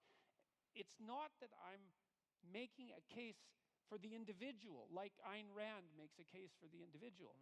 That's not it. I'm making a case for individual responsibility. That's not the same thing. It's like there is something that's good for you, but it has to also be good for your family. If it's just good for you, that's not good enough. And if it's good for you and your family and it's not good for society, then that's not good enough either. And so the responsibility is to find a pathway that balances these things in a harmonious manner. It's like I got a lot of this thinking from Jean Piaget and his idea of equilibrated states, right? Is you're attempting to find something like a game that everyone is willing to play, that can be played in an iterative manner and not degenerate. Well, hopefully actually ascend, if that's possible. Hopefully become a better and better game across time. And I do believe that you can do that. I do believe that you can do that if you're guided by truth, and I do believe that the pathway to that is the phenomenology of meaning. And then the secondary consequence of that is, if you do that, now and then you might be happy. And then you should be profoundly grateful, because happiness, as we already agreed upon, is something like a grace. Just what basically, sorry. Again, my pessimism comes here. I agree with you, but the danger here ideology can massively enter. You describe a nice situation. You are tempted or ordered or whatever to do something that you know it's wrong. But so-called totalitarian ideologies step in at this point and try to present to you that the true greatness is to do what you individually think it's wrong for the higher cause. You know who says this wonderfully? A horrible guy, not one, Heinrich Himmler of SS. No, sorry, seriously. No, he, that's he, no he joke. knew the problem. Yes. German officers must do horrible things. Yes. Kill Jewish, and his solution was double. First, to let them know, as he put it somewhere, every idiot, okay, ordinary man can do something great, maybe, not all, sacrifice himself for his country. But his reply was, his point was, but it takes a truly great man to be ready to lose his soul and to do horrible things for his country. Yeah. And I read some good memoirs of relatively honest communists who broke down when they were sent to the countryside famine in early 30s. And this is what they were told by apparatchik. You will see horrible things, children starving and so on. Remember, there is the higher cause, and your highest ethical duty is to overcome this small bourgeois sentimentality. So here I see the danger of, again, my pessimism, false meaning, which can massively cover this, false narrative. Second thing, also the solution by, I wonder if you share this pessimism of mine, another one by Himmler. You know what was his sacred book I read? He all the time had a special leather-bound copy in his pocket, Bhagavad Gita. He said, his problem was this one. He puts it perfectly. Nazi officers have to do SS horrible things. How to enable them to do it without themselves becoming horrible beings? His solution was Oriental wisdom. To learn to act from distance, I am not really there, and this was the shock of my life. Based on this, do you know the book? I found a book, the guy then wrote many books, Brian Victoria, Zen at War. It's a shocking book, especially horrible for many so-called anti-Eurocentrists who claim our monotheism is guilty of everything, we need Oriental. Yeah, but that book is about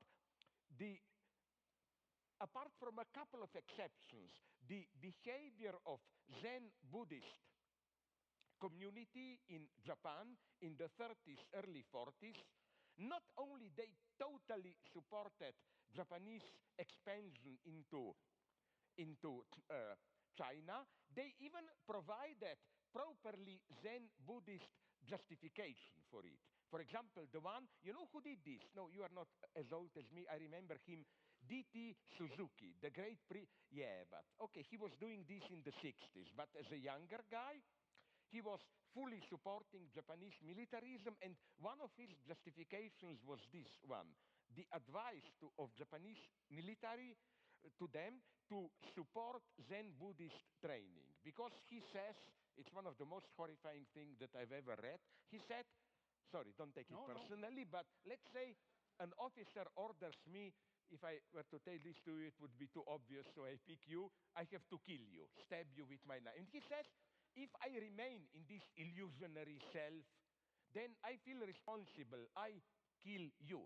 But he says, if you are enlightened by Zen Buddhism, then you know there is no substantial reality. You become a neutral observer of your life, just a flow of phenomena, and you tell yourself, it's not that I'm killing you, but in the cosmic dance of phenomena, my knife is floating and somehow your knife false. You know what I'm saying this? I'm not disputing some spiritual greatness of Zen Buddhism. I'm saying how even the most enlightened this spiritual experience can serve a terrible cause. Now, because we're running very quickly out of time, And it's clear that this conversation could go for a very long time. I'm going to ask one representative question here and give you each 1 minute each. And that is simply this. Coming from online, what is one thing you hope people will leave this debate with, and why? Jordan.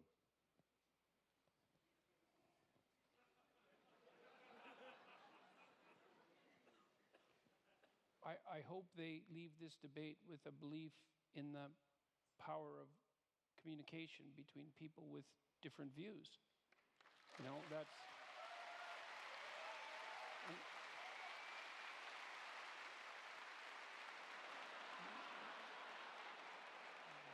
I mean, there is a growing idea on college campuses. Tell me if I go over my minute, that there really is no such thing as free speech because people are only the avatars of their group identity and they have nothing unique to say. And besides that, there's no communication across boundaries of identity or belief. And I think that that's an unbelievably dangerous and pernicious doctrine. And I think that people of goodwill, despite their differences, can communicate, and they can both come out of that communication improved, even though there might be some dissent and some dissent and some dissent on the way. And so that's what I would hope people would come out of Slavoj. this. Thank you. I will be more concrete, even politically. There is today, so it appears, this big conflict between all that postmodern stuff that you oppose and this alt-right and so on.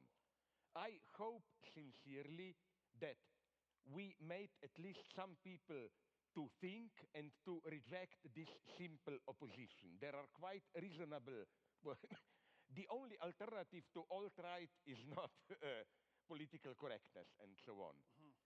And now I'm speaking not for you, but for me. Please, if you are a leftist, don't feel obliged to be politically correct. Think, don't be afraid to think. And especially, would you agree, one great version of not thinking is how immediately, if they don't agree with you, you are labeled a fascist. But that's the laziness. People find something they don't agree with, instead of thinking, they think about something we all agree was a bad thing, you are a fascist, and so on. You know, it's not as simple as that. Even Trump, of whom I'm deeply critical, no, I'm sorry to tell you, yes, he is a catastrophe in the long term and so on, but he is not a fascist. You make it all too easy to play these games. I just want not a positive result, but to shatter you a little bit, to make you think. I have always felt that the greatest conversations are unfinished ones. Please join me in thanking Slavoj Zizek and Jordan Peterson for a great unfinished conversation.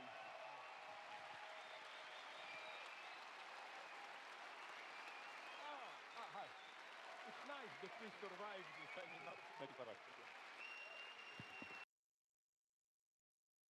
All right, I think I'll cut it there. That was the Zizek debates Jordan Peterson video about the Communist Manifesto. Boy, oh boy. So, how to top this off?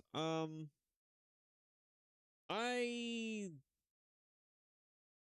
had thoughts about the whole thing.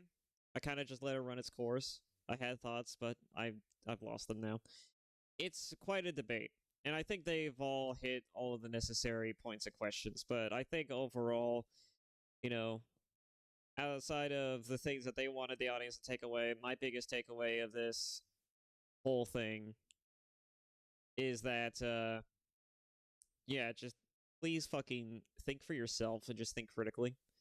There's nothing wrong with thinking for yourself, and there's certainly nothing wrong with going against the grain. In fact, a lot of people nowadays, especially like drama channels, political commentators, even people that you don't even consider to be drama channels are drama channels now. Like a lot of people see the idea of being called an hysterophobe as a sort of badge of honor now, because the idea that you can live so rent-free in someone's head that they are so mad at you for questioning their way of life and their way of thinking that they call you an hysterophobe in itself is its own reward. Mainly due to the fact, right, that the idea is so profound to them that you could be against what they are about, that it would stick with them and it would constantly annoy and enrage them for prolonged periods, that the simple utterance of your name commands it commands just a level of seething and discontent. And I think that people should be more open and willing to, throw shade, kind of do little jabs here and there, and, just make fun of people here and there. I think people like that should be made fun of. They should be ridiculed into the fucking ground. Not necessarily to death, but they should touch grass. Both literally and figuratively, they should touch fucking grass. But anyways, yeah. That's the video. It's been an interesting debate.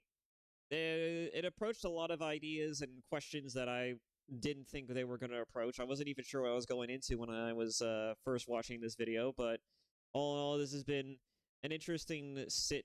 This has been an interesting sit, an interesting debate, and yeah, there were some thoughts in here that I wanted to talk about that stuck out to me, including from Jordan's side. But I do think it's kind of funny for someone who is seen as like a father figure for men. Jordan Peterson outright tells you that the ideas and notions, the culminations of information and places you go to acquire this information, everything that makes you, is what defines you. The idea that, and it's funny too, because, a lot of people think of him, as like a sort of father figure for men. And this father figure is outright telling you to stop looking at him like he's your only source of moral and ethical information, as well as just as well as just being your own sort of like a filter for what is and isn't correct, or isn't like great objective ways of thinking. And this is why I'm so individualistic myself. It's why I'm a libertarian, not a liberal, but more so a libertarian, and that's that I don't have any beliefs one way or another way. I'm very neutral in everything. I look at everything simply as what it is and not what it's supposed to represent. I try to be very partial, and I try to look at things from a very objective lens. And I find that you will learn so much more by not believing in a simple doctrine of thinking than if you did believe in that simple doctrine of thinking. It's the easiest thing you could do, but it's not going to be the most rewarding. It's not going to be the most. It's not going to be the. It's not going to be. It's not going to be the easiest thing, but it is going to be the most rewarding, in the sense that you will understand things, and you will get things. You will look at things far more differently if you were to look at them simply as what they are than simply as what they could be. And even looking at things from like, oh, well, what if we had done this instead of this, or what if we do that instead of that, or looking at things from specifically from a objective ideological standpoint. Like, if you look, you can look at things from multiple ranges if you allow yourself to be mentally flexible to look at things in different perspectives. And that's one of the things, and he called this like an exercise in social mimicry, or community mimicry, or something like that. And that was kind of funny, because it's true. Like, even now, right? I'm engaging in a form of social mimicry as well. It's actually kind of the reverse, because outside of this VTuber model and this channel, like I'm a very different person. I stay out of most conversations. I stay out of trouble. I mostly am quiet about a lot of things, and I tend to hold my tongue more often than I would like, but I do it anyways because I know that if I were to engage in the conversation and if I had to make rebuttals and I had to make arguments for or against something, I would then have to face the potential and sheer ramifications of people wanting to sow discontent and throw shade in my direction in making disingenuous remarks and arguments about my person. And that's something that I don't want to have to deal with. But it's very funny then that here I am on the internet doing the exact opposite of that with a personification of my physical self, allowing me the ability to make these arguments, despite the fact that this is more so just I'm using a persona for that means. I'm not putting on airs. I have a personification of myself to allow myself to say and do whatever the hell I fucking want or feel like, right? I'm allowed to be more myself as a anonymous person on the internet than I am if I was, streaming with a face cam. Well, I am streaming with a face cam, but if I were to allow the face cam to record my actual self and people knew who I actually was rather than this avatar. So I thought that was kind of funny thing to think about. But anyways, yeah, I'll just cut it there. And again, thank you all so much for watching. I hope this was an interesting video as well, nonetheless. And I hope my commentary was sufficient and at least was interesting enough. And have a pleasant rest of your day. Bye-bye.